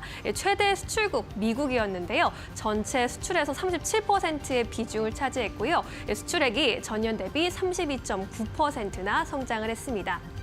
지난 5년간의 성장세를 보면 무려 75%의 성장률을 보이기도 했습니다. 이러한 가운데 제과 업체들도 계속해서 영토를 확장해 나가겠다라는 포부를 밝히고 있는데요. 롯데 웰푸드는 우리에게도 친숙한 빼빼로로 미국 공략의 드라이브를 걸고 있습니다. 특히 11월 11일 빼빼로데이 문화를 이 자체를 확산시키는 마케팅을 나서고 있는 것으로 보입니다. 오리온의 경우에는 지난 2021년 3월 미국에 판매 법인을 설립해서 계속해서 열심히 마케팅을 해왔는데요. 그동안은 초코파이의 인기가 많았는데 이제 꼬북칩이 초코파이의 인기를 넘어섰다고 합니다. 꼬북칩의 미국 매출이 전체 매출 325억 중에 140억을 기록했다고 하는데요. 아직 오리온은 미국에서 생산 법인은 없는 상황인데 연매출이 400억을 넘기게 되면 현지에 공장 설립도 고려하겠다라고 밝히기도 했습니다. 이런 가운데 증권가에서도 오리온에 대해서는 계속해서 긍정적인 의견이 제시되고 있는데요. 다음 장에서 만나보겠습니다. 오리온이 이제 IM증권 측에서는 2025년에 최대 고비였던 1월을 성공적으로 넘겼다면서 2월부터 수익성 증가 더 기대해봐도 좋겠다라고 했습니다. 미국으로 수출되고 있는 이 터틀칩, 꼬북칩의 인기가 나날이 늘어나고 있기 때문입니다. 1월의 판매 실적 리뷰를 통해서 중국 비수기에도 불구하고 낮은 하락폭을 보였고 잘 방어를 한 데다가 베트남과 러시아에서의 고성장세도 주목해볼 만하다라고 전했습니다. 특히나 경기 악화 영향에도 불구하고 전 지역 해외에서 상대적으로 순항 중이다라고 밝혔고요. 원가 상승 이슈 지속에도 높은 레버리지 효과로 마진도 기대되는 상황이다라고 덧붙였습니다. 기대치 이상의 외형 성장 그리고 수익 개선이 가능하다라는 점 고려했을 때 최근까지 이어져 온 주가 회복세가 기대할 수 있는 구간에 올라와 있다라고 전했고요. 목표 주가 16만 원, 투자 의견 바이를 유지했습니다. 이렇게 K푸드의 흥행 주역이 되고 있는 K과자 관련주들 달달한 주가 상승률 이어갈 수 있을지 주시해 보셔도 좋겠습니다. 마켓무버 전해드렸습니다. 네, 이어서 오늘 시장에서 핫한 이슈와 종목 함께 이야기 나눠보도록 하겠습니다. 오늘도 지심포의 박근호 이사 모시고 이야기 나눠보도록 하겠습니다. 안녕하십니까? 안녕하십니까? 네, 오늘 이사님이랑 어떠한 이야기를 나눠보면 좋을까요? 지금 바로 주제 공개해 보도록 하겠습니다. 오늘은 한 가지 기업에 대해서 이야기 나눠볼 텐데 구글로부터 투자를 받은 카페24입니다. 실적을 발표하면서 기대감 커지고 있고 오늘 또 52주 신고가를 경신했습니다. 보니까는 현재 구간에서도 26% 이상의 급등세 나타나고 있습니다. 전망 그리고 주가 전략 궁금하신 분들 꽤 많을 것 같아서 질문을 드려보도록 하겠습니다. 박근호 이사님 어떻게 보세요? 너무 어려운 질문이네요.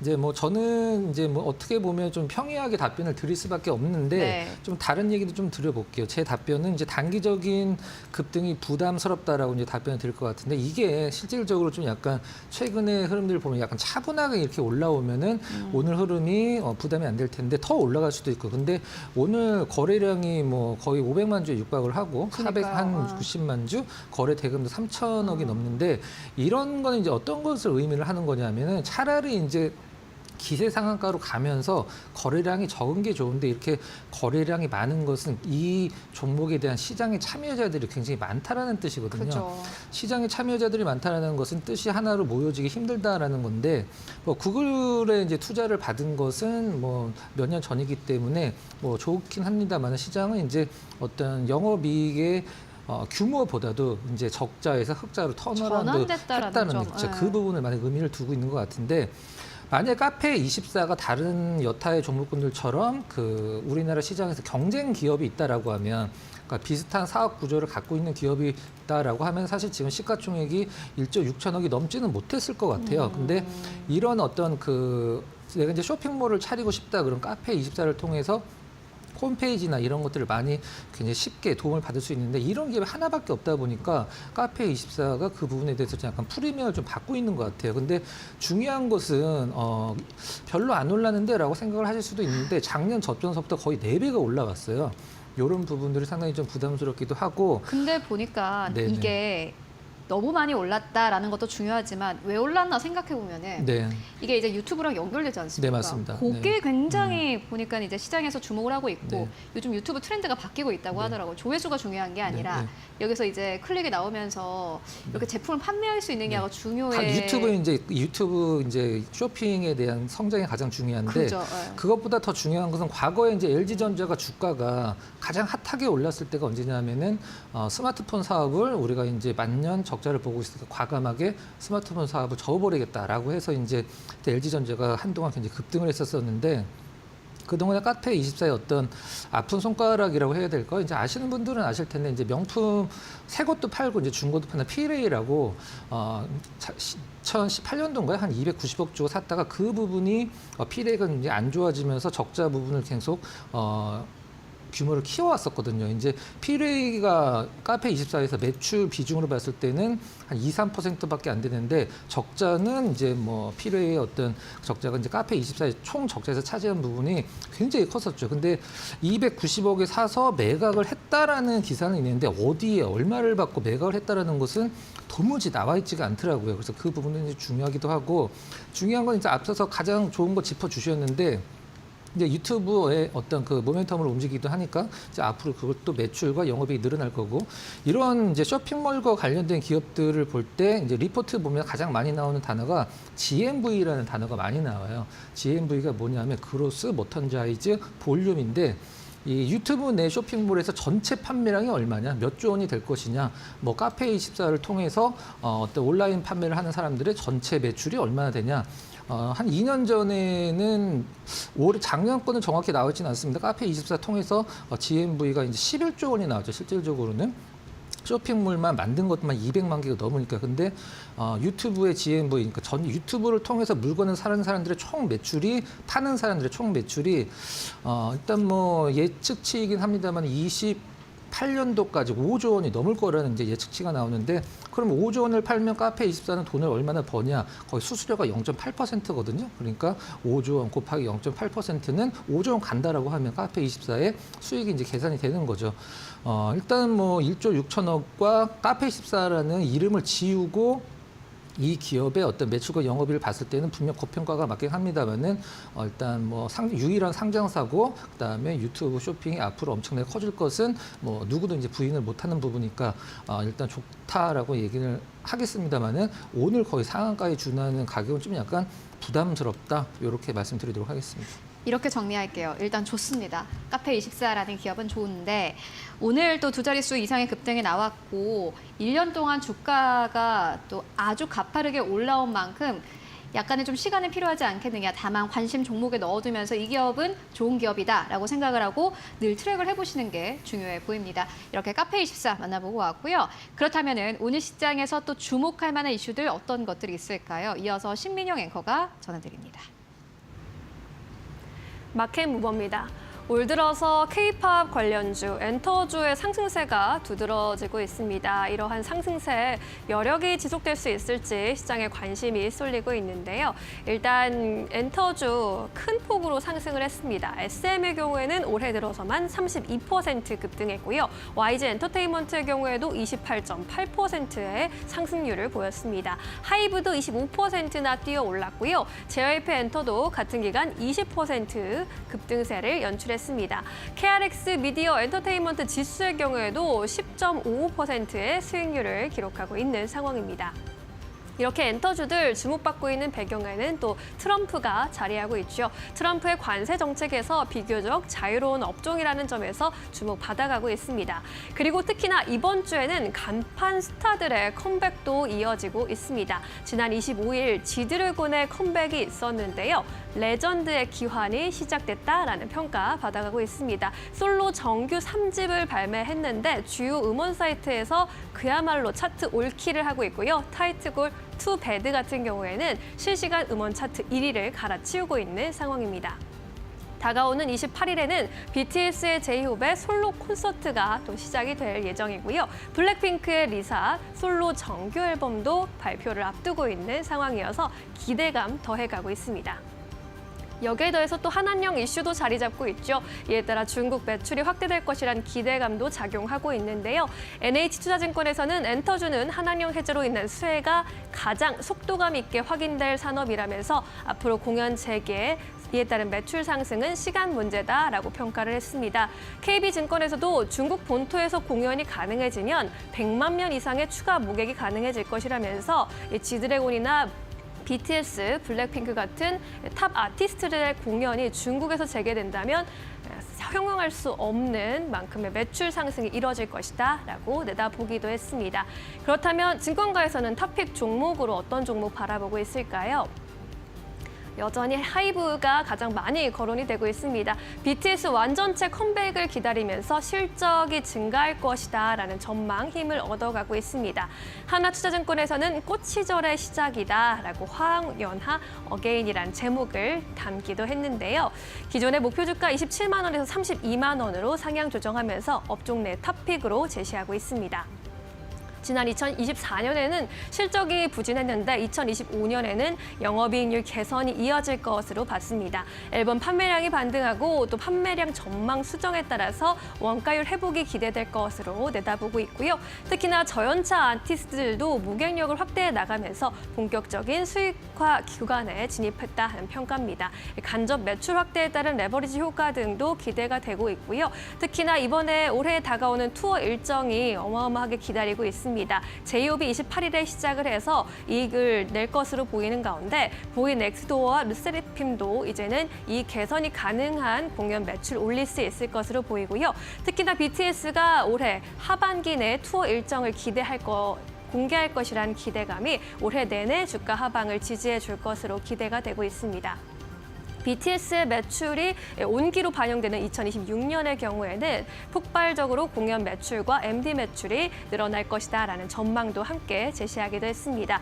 주요 증권가에서 하이브에 대한 목표 주가 30만 원에서 32만 원 선까지 상향 조정하고 있다는 점 투자 판단에 참고해 보시면 좋겠습니다. 지금까지 마켓무버 전해드렸습니다. 네, 이어서 오늘 시장에서 핫한 기업들 하나하나 살펴보도록 하겠습니다. 먼저 첫 번째 기업은 교촌 F&B입니다. 오늘 1.3% 넘게 상승세 5,900원대에서 거래가 되고 있는데 이 기업도 수급도 나쁘지 않고 괜찮네요. 이 기업 어떻게 보고 계실까요? 네. 최근에 사실 교촌 F&B 하면 이제 투자자분들이 좀 너무 고리타분한 업종 아니야? 이제 이게 올라갈 이유가 뭐가 있지? 이제 성장하는 기업도 아니고 이렇게 생각을 하실 수도 있는데 주식시장에서 너무 큰 기대도 적이긴 합니다만은 고정관념도 좀 버려야 될 필요성이 있는데 증권가에서 지금 계속 호평을 하고 있는 그런 상황이죠. 교촌 F&B의 최근에 어떤 그 리포트들을 보면 이런 언급들이 좀 나와요. 매출은 6% 정도, 이제 24년 대비 올해 25년이 매출은 6% 정도 늘겠지만 올해 이제 사람들이 교촌에 치킨을 얼마나 시켜 먹을 줄 알고 그런 식으로 이제 숫자가 산정이 되는지 모르긴 하겠습니다만은 영업이익은 2배는 뭐 당연히 늘 것이다라는 표현이 있어요. 근데 왜 매출은 6% 늘 것으로 예상을 하면서 영업이익은 2배가 늘 것으로 생각을 하는지 그거에 대해서 잠깐 설명을 드려보도록 할게요. 우리나라 이제 1위 그 치킨 브랜드가 이제 뭐 부동의 1위죠. BHC고 좀 약간 근사치로 떨어지지만 BBQ가 2등이고 이제 교촌이 3등을 하고 있는데 점포수는 교촌이 좀 한참 떨어지죠. 앞선 두 기업은 이제 2,000대 초중반까지 있고 교촌은 이제 1,000대니까. 근데 중요한 게 있습니다. BHC는 영업이익률이 22%예요. 근데 BBQ는 11%. 거기다가 교촌 F&B는 영업이익률이 5%밖에 안 되거든요. 이제 교촌 F&B가 그것을 타개를 하겠다라고 해서 이제 올해를 굉장히 좋게 보는 거죠. 준비는 작년에 마쳤어. 작년에 그거를 타개하기 위해서 일회성 비용이 거의 뭐 200억 이상이 좀 나갔죠. 그럼 뭐를 바꿨는데라고 이제 설명해드리면 BBQ와 BHC는 그 본사에서 가맹점으로 직접적으로 재료들을 주는데 교촌만 이제 본사에서 지역 가맹본부를 한번 거치고 또 이렇게 가맹점으로 가거든요. 그래서 이 중간 단계 유통을 이제 작년 8월 달인가요? 완전히 다 바꿨죠. 가맹본부가 지역 가맹본부 한 28개인가 있었는데 지금은 이제 본사에서 바로 가맹점을 주는 걸로. 그럼 무엇이 바뀌느냐? 일단 가맹점이 받는 어떤 재료도 굉장히 좀 싸질 거고, 그다음에 교촌이 얻는 수수료도 굉장히 더 높아지겠죠. 이런 것도 이제 물류센터도 만들고 그러기 때문에 작년에 일회성 비용 220억 정도 들어갔는데, 그게 이제 작년에 다 들어갔으니까 올해는 그 일회성 비용이 안 들어갈 것이다라고 해서 작년에 영업이익 150억 정도 나왔는데, 이제 그 어떤 일회성 비용을 감안하면 300억이 넘는 거죠. 그래서 올해 300억 넘게 나오겠다. 작년 대비해서 2배 넘게 영업이익이 기대가 된다. 뭐 계산상으로는 좀 맞는 겁니다. 계산상 맞고, 중요한 것은 일단은 지금 치킨 시장 전체적으로 봤을 때 이제 정체가 돼 있는 상황이긴 합니다만은, 교촌이 어떤 이런 영업이익에 대한 성장, 약간은 뭐 장부상의 성장이라고 봐도 되긴 하겠습니다만은. 그러니까요. 그렇죠. 진짜 성장은 아닌 것 같아요. 그렇죠, 네, 맞습니다. 근데 지금 또 시장에서 많이 나오고 있는 것은 이제 어떤 그 배달 앱에서 치킨을 시키면 수수료가 너무 세기 때문에 한동안 문제가 됐었었는데, 지금 BBQ도 마찬가지고 교촌도 마찬가지고 자체 앱으로 시키면은 서비스도 주고 여러 가지 혜택을 주죠. 자체 앱으로 시키는 분들이 많이 늘어나고 있다라고 그래요. 한 앱 사용자는 650만 명이라고 하는데, 일단 여러 가지로 봤을 때 일단 뭐 기존의 다른 치킨 업체들 1위와 2위에 영업이익률을 좀 따라간다라고 하면 사실 교촌 M2M비는 굉장히 좀 싸지 않나라는 생각을 하고 있고요. 한번 지켜봐긴 해야 되겠습니다만은 뭐 자리도 나쁘지 않고 시장이 좀 제도권에서의 평가도 이제 호평을 받고 있어서 관심을 두시면 나쁘지 않을 것 같습니다. 네, 알겠습니다. 교촌 F&B 주가 흐름 여러분들 함께 확인해 보시면 좋을 것 같고, 이어서 두 번째 기업은 HDC 현대산업개발입니다. 여기 어떻게 보실까요? 네. 한 3년 전인가요? 이제 광주 아이파크 관련해서 맞아요. 그 좀 사태가 있었었죠. 안 좋은 걸로 이제 광고를 굉장히 세게 한 기업인데, 지금 현재 현대건설, 그다음에 DL 이런 대림 관련 건설사들을 보면 주가 상승이 굉장히 좋거든요. 근데 현대산업개발은 이제 앞선 우리나라 이제 건설사들, 뭐 삼성, 현대, 대림 이런 기업들과 좀 다르게 주택이 굉장히 중요하죠. 이제 현대 같은 건 이제 해외 어떤 원전이라든가 이제 어떤 프로젝트가 굉장히 중요한데, 현대산업개발은 우리나라 아파트 경기가 굉장히 중요해요. 근데 현대산업개발이 이제 굉장히 노력을 많이 했고 실질적으로 잘못한 것도 많이 있긴 합니다만은, 신용 등급이 올랐어요. A 안정적으로 이제 올라서 그 부분과 관련돼서 이제 신용 등급이 좋아진다라는 건 회사에서 어떤 의미가 있는 거냐면, 회사채를 발행을 할 때 이자를 좀 싸게 줄 수가 있습니다. 이 신용 등급이 낮으면 이자가 굉장히 세지거든요. 그래서 그 부분들이 굉장히 건설사들이 우리나라 시장에 상장을 할 때 모두 같은 조건으로 상장을 시키는 게 아니라 가장 센 조건을 보는 게 이제 건설사들이거든요. 왜 그러냐면 건설사들은 평균적으로 빚이 굉장히 많아요. 그렇기 때문에 이제 금리가 올라가고 내려갈 때마다 굉장히 시장에서 평가가 달라지는데, 현대산업개발 이번에 이제 거의 뭐 구분응선을 넘었다. 이제 과거의 어떤 그 이미지를 찾는데, 그리고 정상화되는데 구분응선을 넘었다는 기사도 있긴 했었습니다. 실적을 보면 한 재작년까지만 하더라도 한 3조 원대 매출이었었는데, 작년서부터 한 4조 원대 초반 정도까지 이제 매출이 계속 올라오고 있는 걸 사실 볼 수가 있어요. 한 3년 정도, 2년 정도 이제 계속적으로 성장을 하고 있는데, 이런 부분들이 굉장히 중요하다고 생각을 하고 있고요. 이제 기업 재무제표만 딱 보면 과거에 뭐 어떤 아이파크에 대한 이미지가 좀 나빠지는 거, 이런 건 이제 시장에서 거의 다 녹아든 것 같고, 주가에 재무제표 봤을 때 우리가 뭐 PBR이 몇이다, 뭐 이런 거 퍼가 몇이다 이런 얘기를 하잖아요. 지금 PBR 한 0.5도 안 되는 상황이기 때문에 굉장히 싼 가격입니다. 그래서 현대건설, 그다음에 뭐 DL 이런 기업들이 상승세를 좀 유지를 해주면, 특별히 꺾이지만 않으면 현대산업개발이 조금 눈높이를 좀 맞춰 나갈 가능성이 높다라고 생각을 하고 있고, 차트 잠깐 보고 말씀드리도록 할까요? 네. 일단은 굉장히 힘들었던 시기를 주가상으로는 굉장히 빠르게 극복을 했습니다. 작년에 고점 보면은 굉장히 퍼포먼스 있게 좀 나왔고, 하반기에는 모든 주식들이 다 떨어졌기 때문에 좀 내려갔어요. 근데 지금 현재 현대건설이나 대림 쪽, DL 쪽 보면 주가가 한 이 정도씩은 와 있는데, 지금 현대산업개발과의 다른 건설사들과 물론 뭐 사업 내용이 다르긴 합니다만은 갭이 좀 굉장히 크죠. 그래서 앞서서 말씀드렸던 대로 어떤 현대건설이나 DL 쪽이 크게 처지지만 않으면은 눈높이를 맞춰주기 위해서 현대산업개발이 당분간은 굉장히 좋은 흐름을 예상을 할 수 있다. 이렇게. 다른 기업들 대비해서 HDC 현대산업개발 보는 이유가 있을까요? 그냥 건설 자체를 좀 긍정적으로 보시는 걸까요? 이제 건설 업종 자체가 사실 딱히 좋아질 이유는 없는데 화학도 마찬가지지만 주가가 올라가잖아요. 그래서 분위기라는 게 좀 있잖아요. 분위기. 분위기. 근데 같이 움직이거든요, 원래. 그래서 현대산업개발도 실적도 차츰차츰 괜찮아지고 있고, 근데 더 올라갔어요. 그래서 현대산업개발이 좀 약간 다른 현대건설을 잡기 좀 약간 부담스러운 분들은 저점 메리트가 좀 있다, 이렇게 말씀드리도록 하겠습니다. 제가 왜 이 질문 드렸냐면은 지난해 연말에도 저희가 마켓무버에서 네. 건설주 가지고 오시는 분들 꽤 많았어요. 지난 연말에 네, 지난 네. 연말에. 근데 지금이 딱 이제 지난 연말 정도 다시 올라왔거든요. 네네네. 이때 이제 내년에 금리 인하한다라면서 건설주들이 갈 듯하다가 다시 떨어지고, 왜냐하면은 가시적인 어떠한 업황에 대한 반등이 강력하게 나오지 않기 때문에 시장에선 좀 걱정을 했는 듯 했는데, 박근호 이사님께서는 그래도 좀 저점에 있는 고라 업종 자체가 턴어라운드가 네. 될 것이고, 이에 따라서 HDC 현대산업개발 앞으로 주가 기대해 볼 만하다라는 의견 전해주셨습니다. 체크해 보시면 좋을 것 같고요. 이어서 유니드. 유니드도 갈까요? 저는 근데 한 가지 건설업에 대해서 말씀드리고 싶은 게 있었는데, 네. 우리가 보통 아파트 최근에 분양하면은 그 건설 비용이 너무 높아져서 분양비도 올라간다라고 얘기를 하잖아요. 근데 제가 너무 궁금해서 조사를 해봤어요. 한번 나름대로 분석을 해봤는데 제일 많이 꼽는 게 이제 인건비거든요. 근데 인건비는 사실 거기 아파트 짓는 분들의 어떤 그 건설 노동자분들의 인건비가 가장 큰데 오른 게 없거든요. 그 다음에 아파트를 짓는데 가장 많이 들어가는 철근이에요. 철근 가격은 지금 너무 철근이 안 팔려서 가격이 완전 바닥권이거든요. 그 다음에 가장 중요한 게 이제 콘크리트를 만들어야 되는데 시멘트 가격도 지금 떨어져 있고, 콘크리트 만드는데 가장 중요한 게 모래인데 모래만 지금 가격이 좀 비싸지, 우리가 건설을 할 때 뭐 땅값을 제외를 하고 나머지들은 지금 네.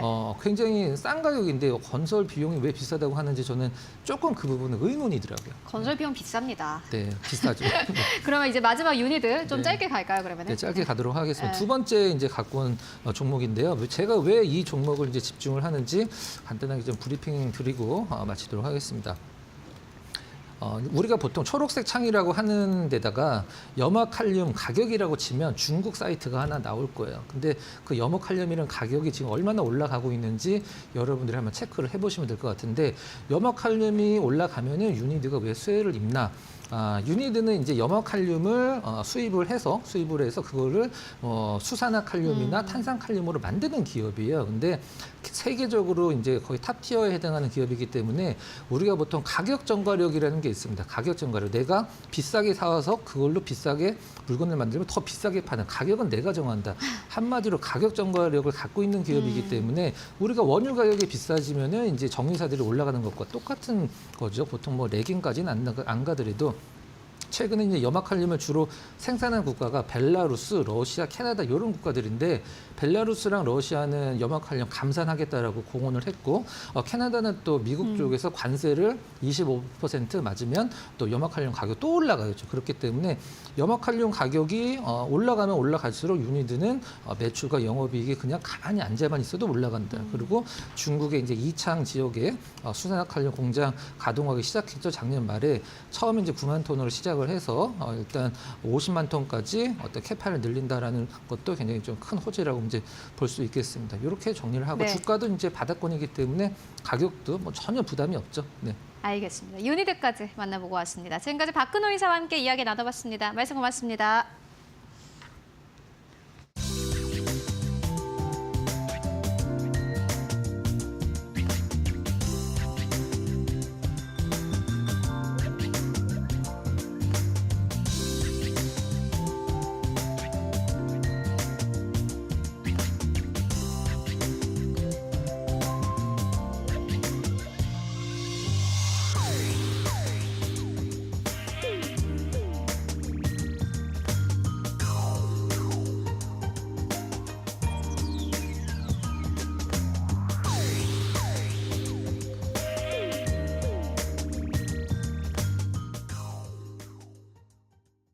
네, SK증권 2000 PB센터로 가보도록 하겠습니다. 서영훈 차장 연결되어 있습니다. 안녕하십니까?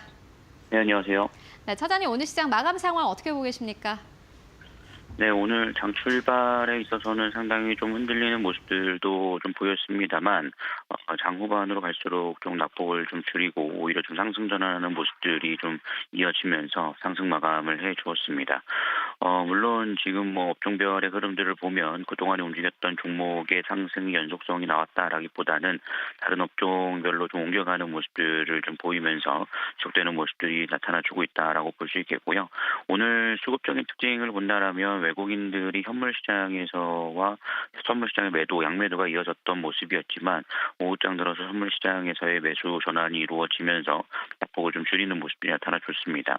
특히나 코스피 지수가 최근 2,600선을 좀 돌파하면서 장기 평선에 대한 돌파 이후에 그 자리가 좀 강하게 좀 지지대 역할을 해주면서 움직이는 모습들이 나타나주고 있다는 점에서 큰 조정 없이 좀 무난한 조정이 좀 이어지고 있다라고 좀 판단을 할 수 있겠고요. 그만큼 또 시장은 좀 민감하게 이슈에 좀 반응을 하는 모습들이 나타나주고 있는 상황입니다. 뭐 실적 쇼크에 따른 급락이 나오기도 하고 인수 관련된 기대감에 의해서 급등하는 모습들도 보여주면서 상당히 좀 큰 폭의 좀 이슈에 따라 큰 폭의 좀 변동성이 나타나주고 있는 상황이고요. 특히나 최근에 또 우리나라 한국은행에서의 금리 인하로 인해서 건설주들이 바닥권에서 좀 크게 올라오는 모습들도 나타나고 있다는 점도 시장의 특징이라고 좀 볼 수가 있겠습니다. 네, 그렇다면 보시는 기업 있으실까요? 네, 뭐 건설주 중에서 현대건설 계속해서 좀 말씀드리고 있고요. 최근 좀 안타까운 사고로 인해서 현대엔지니어링이 담당하고 있다 보니 거기에 따라 좀 전일 급락 현상이 좀 나타나줬습니다만 오늘 상승 흐름이 재차 나오고 있는 모습이라고 볼 수 있겠고요. 현대건설 같은 경우에는 뭐 건설 쪽에 대한 섹터 기대감도 있지만 뭐 완전 시공 능력을 갖고 있는 기업인 만큼 좀 긍정적이다라고 볼 수가 있겠습니다. 작년 손실에 대한 부분들을 대부분 생각하면서 25년 실적 성장에 대한 기대감이 놓여 있는 상황이고요. 특히나 금리 인하는 뭐 건설주들에게는 호재로 작용을 한다라고 말씀드릴 수 있겠고 현대건설 같은 경우에는 최근에 이제 한전부지인 현대차 사옥에 대한 부분들이 현대자동차와 서울시가 좀 합의를 이루면서 착공에 대한 기대감도 높아져 있는 상황이라는 점을 감안해 볼 때 현재 가격은 상당히 좀 저렴한 가격에 놓여 있다라고 좀 판단하면서 관심 있게 살펴보고 있는 상황입니다. 네, 매력적인 가격에 위치해 있는 현대건설 만나보고 왔습니다. 말씀 고맙습니다. 네, 감사합니다. 네, 국내 증시 장 마감 동시효과 구간에 들어와 있습니다. 오늘은 마감의 기술 SCTV 이민 전문가와 함께하겠습니다. 어서 오세요. 안녕하세요. 코스피가 장 막판에 많이 끌어올렸습니다. 네. 오늘 시장 어떻게 보셨습니까? 뭐 한마디로 정리하자면 전략 후강, 방금 앵커님이 말씀하신 것처럼 시장 초반에는 좀 불안한 모습을 많이 보여줬습니다. 그렇지만 뭐 계속해서 시장 강하다라고 말씀드렸던 이유가 바로 여기에 있었다라고 보시면 될 것 같고 오늘 수급의 좀 특이사항을 보자면 시장을 계속해서 지켜보다 보니까 현물에서는 외국인들이 역시나 플레이는 아직도 안 하고 있습니다. 실질적으로 외국인들이 플레이를 안 하고 있는데 선물에서 외국인들이 들어오는 걸 또 보니까 딱 1시 반 기점, 왜 그 시간으로 정했는지 모르겠는데 1시 반 기점에서부터 갑자기 선물 지수를 좀 많이 매수를 해서 들어오면서 시장 지수 자체를 좀 끌어올렸다. 지금 보시면 1023계약 정도 되는데 뭐 장 마감되면은 집계가 어떻게 될지 모르겠습니다만 어쨌든 현물 그러니까 우리가 지금 사고 파는 주식에서는 2,500억 정도 매도를 했지만 주식이 아닌 그냥 선물 시장에서는 외국인의 매수세가 굉장히 좀 강했다. 그게 지수 전체를 좀 끌어올렸다라고 생각을 해주시면 될 것 같고요. 전체적으로 요즘에는 국내 시장은 전략 후강이니까 좀 걱정 안 하고 저는 안 보는 대신에 네. 약간은 중국 시장이라든지 일본 시장 이런 거를 좀 많이 보는데 어저께 예를 들어서 미국 시장은 나스닥과 S&P 500이 뭐 나스닥 1% 넘게 S&P 500 한 0.5% 빠졌지만 오늘 일본 시장이 굉장히 약했어요. 장중에는 일본 시장이 아직 끝나진 않았는데 일본 시장이 계속해서 1% 넘게 하락을 했는데 지금 보니까 일본 니케이 지수하고 토픽스가 0.4%까지 올라왔습니다. 그렇다는 건 글로벌 증시가 이제 조정을 끝내고 어느 정도 조금 또 탄력성을 좀 이어주는 거 아닌가라고 생각을 좀 해보실 수 있어요. 이렇게 되면 오늘 밤에 일단 이제 내일 새벽이죠. 내일 새벽에 엔비디아 실적 나오고 일단 오늘 밤에 미국의 빅테크 종목들이 어떻게 움직이는지 그런 영향을 봐서 우리나라 시장도 내일부터 이제 조정을 받은 효과가 내일은 조금 또 양봉으로 깊게 또 나타나지 않을까 조심스럽게 좀 예측을 해보는데 실질적으로 엔비디아 실적 그러니까 애프터마켓이죠. 본장이 끝나고 시간의 장에서 보니까 엔비디아도 한 1% 정도 가량 올라가 있는데 일단은 뚜껑을 좀 열어봐야 될 것 같다라고 생각을 해주시면 될 것 같고 오늘은 일단 반도체 쪽 그렇게 좋지 않았고요. 그다음에 조선업이 어저께 또 끌어줬다면 오늘 조선업이 또 조정을 받았습니다. 근데 시장은 빠지지 않았어요. 시장을 지켜준 건 제가 봤을 땐 헬스케어 업종과 화학 업종이라고 볼 수가 있는데 특히나 헬스케어 업종이라고 하면은 거기에 뭐가 들어가 있냐? 셀트리온 2형제죠. 이제는 3형제가 아니라 2형제가 셀트리온이 딱딱 박혀 있는데 오늘 셀트리온의 강력한 상승세가 돋보입니다. 물론 매출 자체가 연매출 3.5조 원을 넘었다고 해가지고 굉장히 강하게 수급이 들어오면서 올라가긴 했지만 제가 보고 싶은 셀트리온의 뉴스는 뭐냐? 램시마라고 있어요. 정맥에 놓는 자가면역 진화제가 있는데 그 램시마 단일 제품으로만 연매출 1조를 달성했다는 거 굉장히 크고요. 네. 이게 잘 팔리니까 셀트리온이 뭐를 개발했냐? 램시마 SC를 뒤에 붙입니다. SC라는 게 뒤에 붙으면 여러분들 뭐냐면 병원 가서 정맥 주사를 맞는 게 아니라 집에서 자기가 주사를 놓는 거예요. 그 램시마 SC를 지금 팔기 시작했는데 얘가 한 5천억 정도 나오거든요. 그렇다는 건 결국에는 올해 셀트리온의 또 추가 상승과 추가 모멘텀이 좀 있지 않을까라고 오늘 시장을 정리해드리면 될 것 같습니다. 네, 셀트리온에 대한 이야기까지 들어보았습니다. 코스피 지수 현재 구간에서도 0.6%대 오름세 유지해주고 있습니다. 오늘 장 막판에 또 상승폭을 더 끌어올려주는 모습 긍정적으로 보이는데 현재 0.4%대 오름세 보이면서 2,640선 지나가고 있습니다. 코스닥의 경우에도 강보합권 유지해주고 있고요. 770포인트 위에서 마감 기다리고 있습니다. 코스피 200도 0.5%대 오름세 포착이 되고 있습니다. 코스피 수급 보시면 오늘 기관이 매수 주체로 나섰습니다. 2천억 원 가까이 매수 우위 보였고 외국인은 2천억 원 이상 덜어냈지만 그래도 선물에서 외국인 매수 계약 체결 확인됐다라는 점 짚어드렸고요. 코스닥에서는 어제와 마찬가지로 외국인과 기관은 매도 우위를 보였고요. 개인이 1천억 원 이상의 매수 우위로 지수를 끌어올려줬습니다. 우리 시장 마감합니다.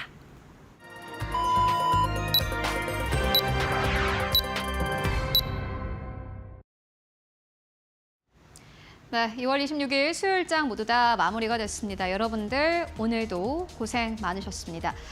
여러분들은 월요일부터 수요일까지 3거래일 동안의 시장을 어떻게 보셨습니까? 약간의 조정인 듯 했지만 오히려 시장은 후반으로 갈수록 계속해서 강해지는 모습을 보여줬습니다. 어제도 그랬고요. 오늘도 마찬가지입니다. 시장이 빠지다가 반발 매수세가 강력하게 들어오고 이에 따라서 지수가 다시 한번 상승으로 반전되는 그러한 장세 이어지고 있는데요. 오늘 시장은 사실상 기관의 힘이 굉장히 컸습니다. 오를 기점으로 해서 기관 투자자들은 매도에서 매수로 전환을 했고요. 이에 따라서 한국 증시가 다시 한번 탄력을 받았습니다. 그렇다면 오늘 지수는 어느 정도에서 마감했을까요? 마감 지수 상황 바로 만나보시죠. 네, 오늘 코스피 코스닥 빨간불로 거래 마감을 했습니다. 코스피는 0.4%의 상승세 2,640선에서 종가를 형성했습니다. 보시다시피 오늘 장중의 저점은 2,620선입니다. 하락으로 전환이 되기도 했습니다만은 결국에는 상승으로 전환하면서 거래를 마감을 했고요. 코스닥도 마찬가지입니다. 0.26%의 강보합권 771선에서 종가 형성했습니다. 달러에 대한 원화의 환율은 전 거래일보다 2원 이상 올랐고 1,433원대에서 종가를 형성을 했습니다. 1,430원대 어제 또 진입을 했는데 오늘도 역시나 마찬가지로 1,430원대에서 거래가 되면서 외환 시장은 마감을 했고요. 그렇다면 오늘 시장 대형주는 어땠을까요? 1위권부터 5위권까지를 함께 만나보시죠. 네, 삼성전자, SK하이닉스 오늘 약간 엇갈렸네요. 삼성전자 1% 하락, SK하이닉스 1% 반등입니다. 어제 SK하이닉스가 2% 넘게 빠지면서 약간의 반발 매수세가 좀 들어온 것으로 보여지고요. LG엔솔 강보합과 현대차 1% 상승세입니다. 가격적인 부담이 없는 기업들 중심으로는 그래도 반발 매수세가 조금씩 들어오고 있다는 점은 긍정적입니다. 현대차가 대표적일 것 같고요. 삼바의 경우에는 오늘 0.8% 하락세였습니다. 셀트리온의 강세로 인해서 삼성바이오로직스보다는 셀트리온 쪽으로 거래 자금이 좀 몰렸고요. 이어서 다음 기업들 함께 만나보시죠. 네, 6위권부터 10위권까지 보시다시피 셀트리온이 8% 넘게 급등하면서 18만 9,300원대에서 거래를 마감을 했습니다. 이번에 실적은 좋을 것이다라는 기대감이 나왔고 증권가의 호평도 이어졌습니다. 이에 따라서 오늘 제약바이오 안에서는 1등주인 삼성바이오로직스보다는 셀트리온의 강세가 강했고 거래 대금도 그만큼 실렸습니다. 기아가 1% 가깝게 상승, 네이버도 1.3% 상승. 네이버와 오늘 카카오가 좀 강했는데 특히나 카카오의 주가가 오늘 5% 넘게 급등세를 보이기도 했습니다. KB금융은 강보합권 81,500원대에서 종가 형성했습니다. 금융주들은 계속해서 약세 이어가고 있는 상황이지만 기관 투자자들이 연이어서 KB금융을 매수하고 있다라는 부분도 꼭 체크해 보시면 좋을 것 같고요. 11위권부터 15위권까지를 더 함께 만나보시죠. 11위권부터 15위권까지 HD 현대중공업 오늘 4% 넘게 빠졌고 한화에어로스페이스도 1% 넘게 빠졌습니다. 오늘은 오히려 재건주가 좀 잘 갔고요. 신한지주 2.5% 넘게 반등세, 현대모비스도 0.5% 넘게 상승하면서 25만 6,500원대에서 종가 형성했습니다. 그렇다면 코스닥의 분위기는 어땠을까요? 이어서 만나보시죠.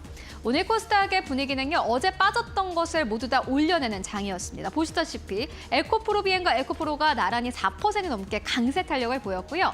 에코프로 BM이 13만 8,600원대, 에코프로는 6만 8,500원대까지 올라가면서 에코프로 계열사들이 오늘 강세 탄력을 가지고 갔습니다. HLB 3% 넘게 빠졌습니다. 차익 실현 좀 빠르게 나왔고요. 레인보우 로보틱스 연이어서 이번 주 들어서 약세 흐름을 이어가고 있습니다. 로봇주들 이번 주는 약간 좀 조용하고요. 그렇다면 6위권부터 10위권까지 흐름은 어떨까요? 만나보시죠. 삼천당 제약은 3% 넘게 조정, 19만 원대에서 종가 형성했고 휴젤이 2% 넘게 상승 탄력을 보였습니다. 연이어서 강세 탄력을 가지고 가는 가장 대표적인 기업 중 하나가 아닐까 싶습니다. 오늘 휴젤은 전거래일 대비해서 7천 원 이상 올랐고 31만 원대가 아니라 이제 32만 원대까지 올라오면서 종가 형성했고요. 리노공업의 경우에는 0.2% 강보합에서 거래 마감했습니다. 클래시스는 오늘 보합권 5만 8천 원대에서 종가를 형성을 했습니다. 이어서 11위권부터 15위권까지 흐름도 함께 만나보고 가시죠. 네, 파마리서치도 계속해서 연일 강세 탄력을 받아가고 있습니다. 2.6% 넘게 상승세, 엔캡 1.9%, 그리고 오늘 시장의 또 다른 주인공입니다. 셀트리온 계열사들이 오늘 전반적으로 강세 탄력을 보였는데 셀트리온 제약 보시다시피 8.9% 넘게 상승하면서 56,300원대 셀트리온과 함께 따라가는 장세 보여줬습니다. 네, 지금까지 코스피 코스닥 마감 상황 함께 살펴보고 왔습니다. 네, 수요일 국내 증시 코스피와 코스닥 이렇게 동반 플러스권에서 마감을 해 주었습니다. 이제 내일은 또 엔비디아의 실적 발표가 있는 날이죠. 또 주시해 볼 만한 포인트들이 많을 텐데 함께 체크해 보도록 하겠습니다. 전문가님, 이제 내일 새벽 6시 20분에 4분기 실적 엔비디아에서 나오게 되고 또 젠슨원의 어닝콜도 있을 텐데 최근에 엔비디아 주가도 3거래일 연속 하락하기도 했잖아요. 어떤 부분 좀 집중해서 봐야겠습니까? 뭐 지금 말씀하신 게 거의 정확하게 맞아떨어진다라고 보시면 돼요. 엔비디아 실적이 제가 봤을 때는 좀 어느 정도 좀 기폭제가 되지 않을까라고 생각합니다.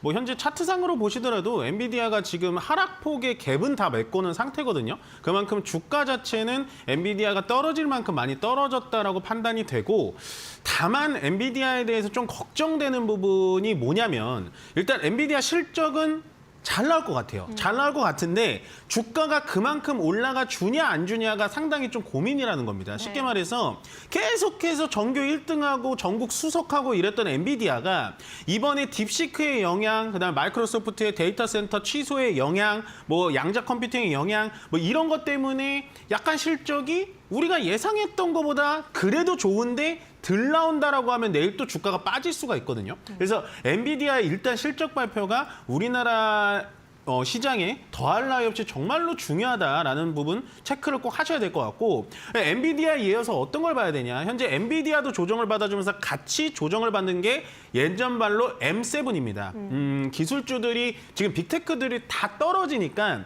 우리나라의 삼성전자, 하이닉스가 그나마 버텨주기는 하는데 증시가 올라간 만큼 올라가주진 못해요. 지금 하이닉스와 삼성전자를 가지고 계신 분들은 아마 시장의 이런 활기를 많이 못 느끼실 수는 있는데, 만약에 M7, 그러니까 기술주들이 좀 올라가게 된다면 삼성전자, 하이닉스가 같이 올라가 주면서 결국엔 지금 코스피가 2,630포인트를 오늘 내주지 않고 2,600포인트, 그러니까 700포인트까지 가려면 일단은 비중이 코스피 200에서 비중 25%, 30%나 가지고 있는 삼성전자와 하이닉스가 올라가 줘야 전체적인 지수를 견인을 해줄 수 있다 정도를 체크를 해주시면 될 것 같아요. 그래서 일단은 내일장은 뭐 우리가 참 우리 나름대로의 증시를 잘 꾸려서 가면 좋겠지만 어쩔 수 없이 이제 증시의 크기라든지 시장의 크기가 좀 한계적인 게 있기 때문에 미국 시장의 움직임에 좀 눈여겨보시는 게 가장 좀 좋은 코멘트가 아닐까 생각을 좀 해보는 내일장 전략을 좀 드려보도록 하겠습니다. 네, 엔비디아.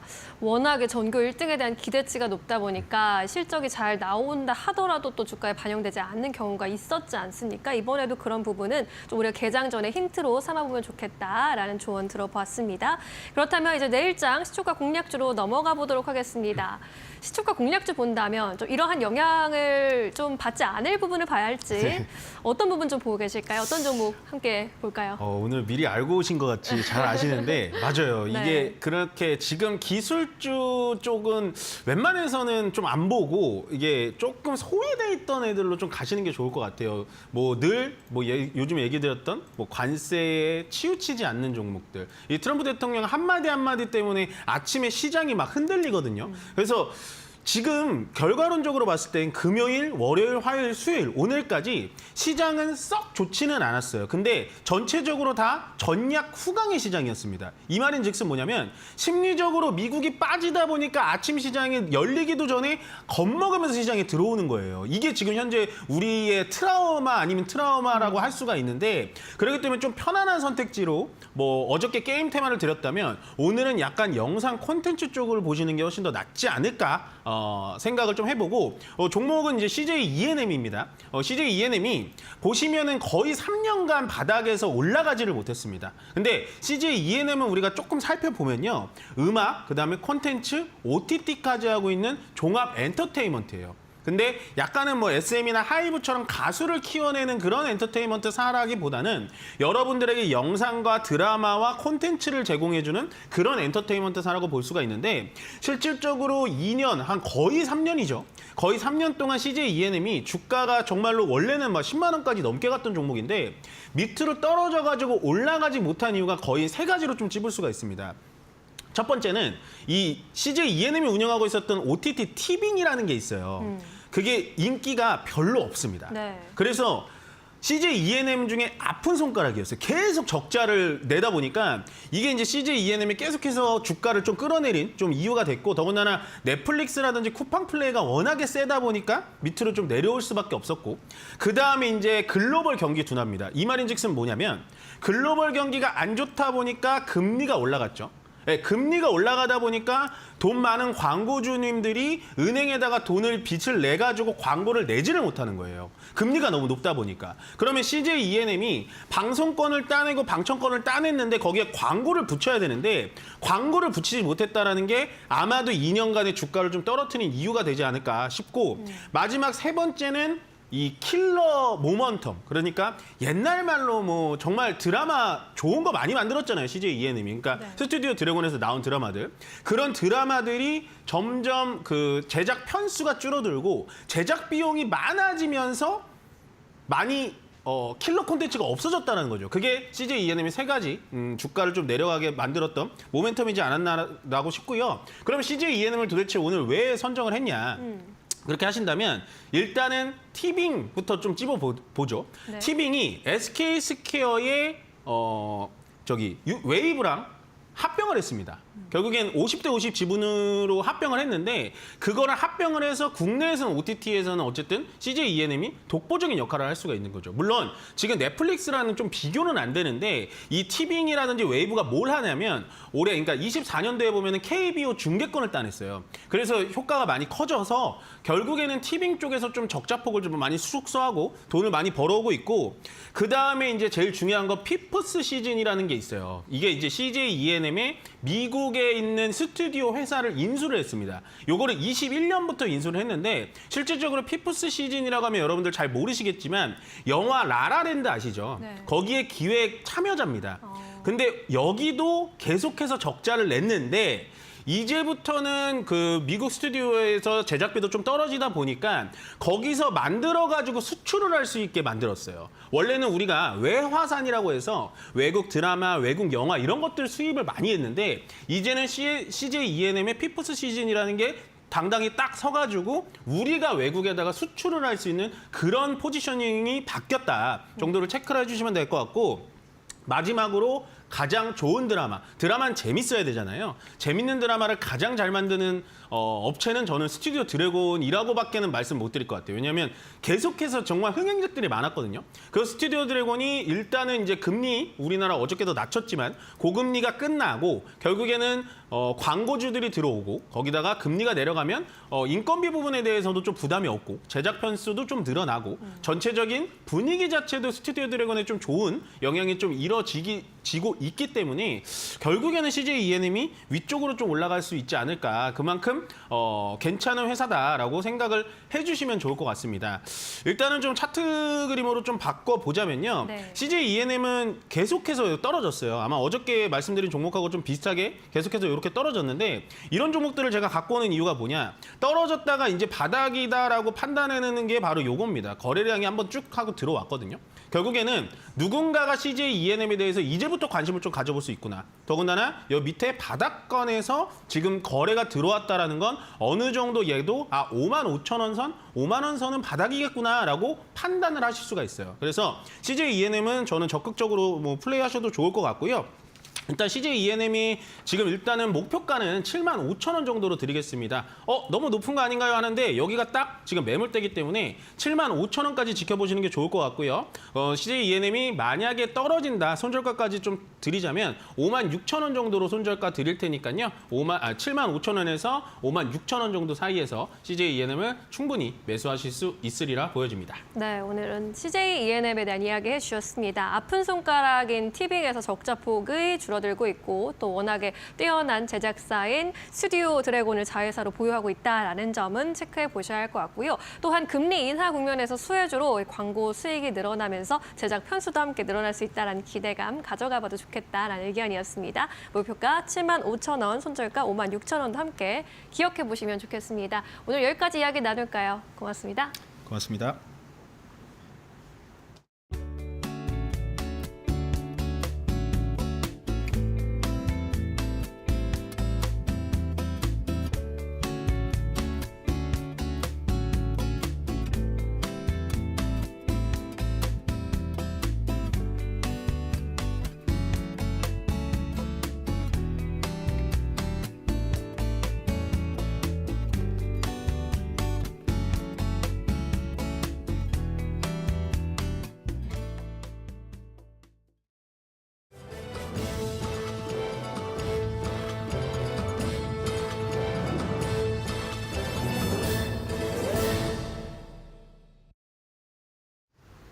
계속해서 이데일리 TV 뉴스 전해드립니다. LS일렉트릭과 삼성물산이 미국에서 500메가와트급의 ESS 프로젝트를 공동 추진합니다. LS일렉트릭은 북미 투자법인인 LS일렉트릭 인베스트먼트와 삼성물산 상사부문이 합작법인 에너크레스트를 설립하고 북미 에너지 사업을 본격화할 것이라고 밝혔습니다. 에너크레스트는 삼성물산 상사부문의 미국 법인이 개발 중이던 500메가와트 규모의 ESS 프로젝트를 이어받아 추진합니다. 이를 통해 LS일렉트릭은 일본과 유럽에 이어 북미로 ESS 사업 영역을 넓히게 됩니다. LS일렉트릭 관계자는 전력기기 설비 확충과 AI 데이터 센터에 필요한 신규 전력망 구축 등의 솔루션을 종합적으로 제공해 북미양 사업에 박차를 가할 것이라고 밝혔습니다. 현대로템이 2조 원 규모의 모로코 전동차 공급 사업을 수주했습니다. 26일 관련 업계에 따르면 현대로템은 현지 시간 25일 모로코 철도청과 2조 2,027억 원 규모의 2층 전동차 공급 계약을 체결했습니다. 이번 계약 금액은 지난해 매출액 대비 61.4%에 해당합니다. 이번 사업 수주로 현대로템은 처음으로 진출한 모로코 시장에서 철도 단일 프로젝트 기준 최대 수주 기록을 세웁니다. 전동차 공급의 차량의 유지 보수는 별도 협상을 거쳐 현대로템과 코레일이 공동 수행합니다. 현대로템은 이번 수주 차량 구성의 전체 부품 90%가량을 200여 개 국내 중소, 중견 기업으로부터 조달할 방침입니다. 삼성전자가 클래시스의 지배 지분을 인수한다는 언론 보도를 부인했습니다. 26일 블룸버그 통신은 삼성전자가 클래시스를 인수한다는 소식이 사실이 아니라고 보도했습니다. 또 삼성전자 관계자는 클래시스 인수 검토를 위한 태스크포스 등의 인수 검토설에 대해 근거 없는 소문이라고 일축했습니다. 클래시스는 슈링크 볼유머 등을 제조하는 피부과 의료기기 제조업체로 지분 61.57%를 보유한 최대 주주 베인캐피털이 지난해부터 경영권 매각을 추진 중입니다. 삼성전자의 클래시스 인수설에 클래시스는 한때 23.28% 오른 7만 1,500원으로 사상 최고가를 기록하고 오름폭을 줄이며 마감했습니다. 다음 달 열리는 MWC 2025 행사장에 역대 최대 규모의 통합 한국관이 만들어집니다. 대한무역투자진흥공사는 3월 3일에서 6일 스페인 바르셀로나에서 열리는 모바일 월드 콩그레스 2025 행사장에 역대 최대 규모의 통합 한국관을 운영한다고 오늘 밝혔습니다. 코트라가 산업통상자원부와 함께 꾸리는 통합 한국관에는 한국무역협회, 한국정보통신산업기술협회 등 9개 기관과 147개 기업이 참여합니다. 통합 한국관에서는 삼성전자, SK텔레콤 등이 참여해 AI, 5G 등의 다양한 혁신 기술을 선보입니다. MWC는 미국의 CES, 독일의 IFA와 함께 꼽히는 세계 3대 첨단 산업 전시회로 올해는 약 2,700여 개가 넘는 기업이 참가할 예정입니다. 지금까지 이데일리 TV 뉴스 전해드렸습니다.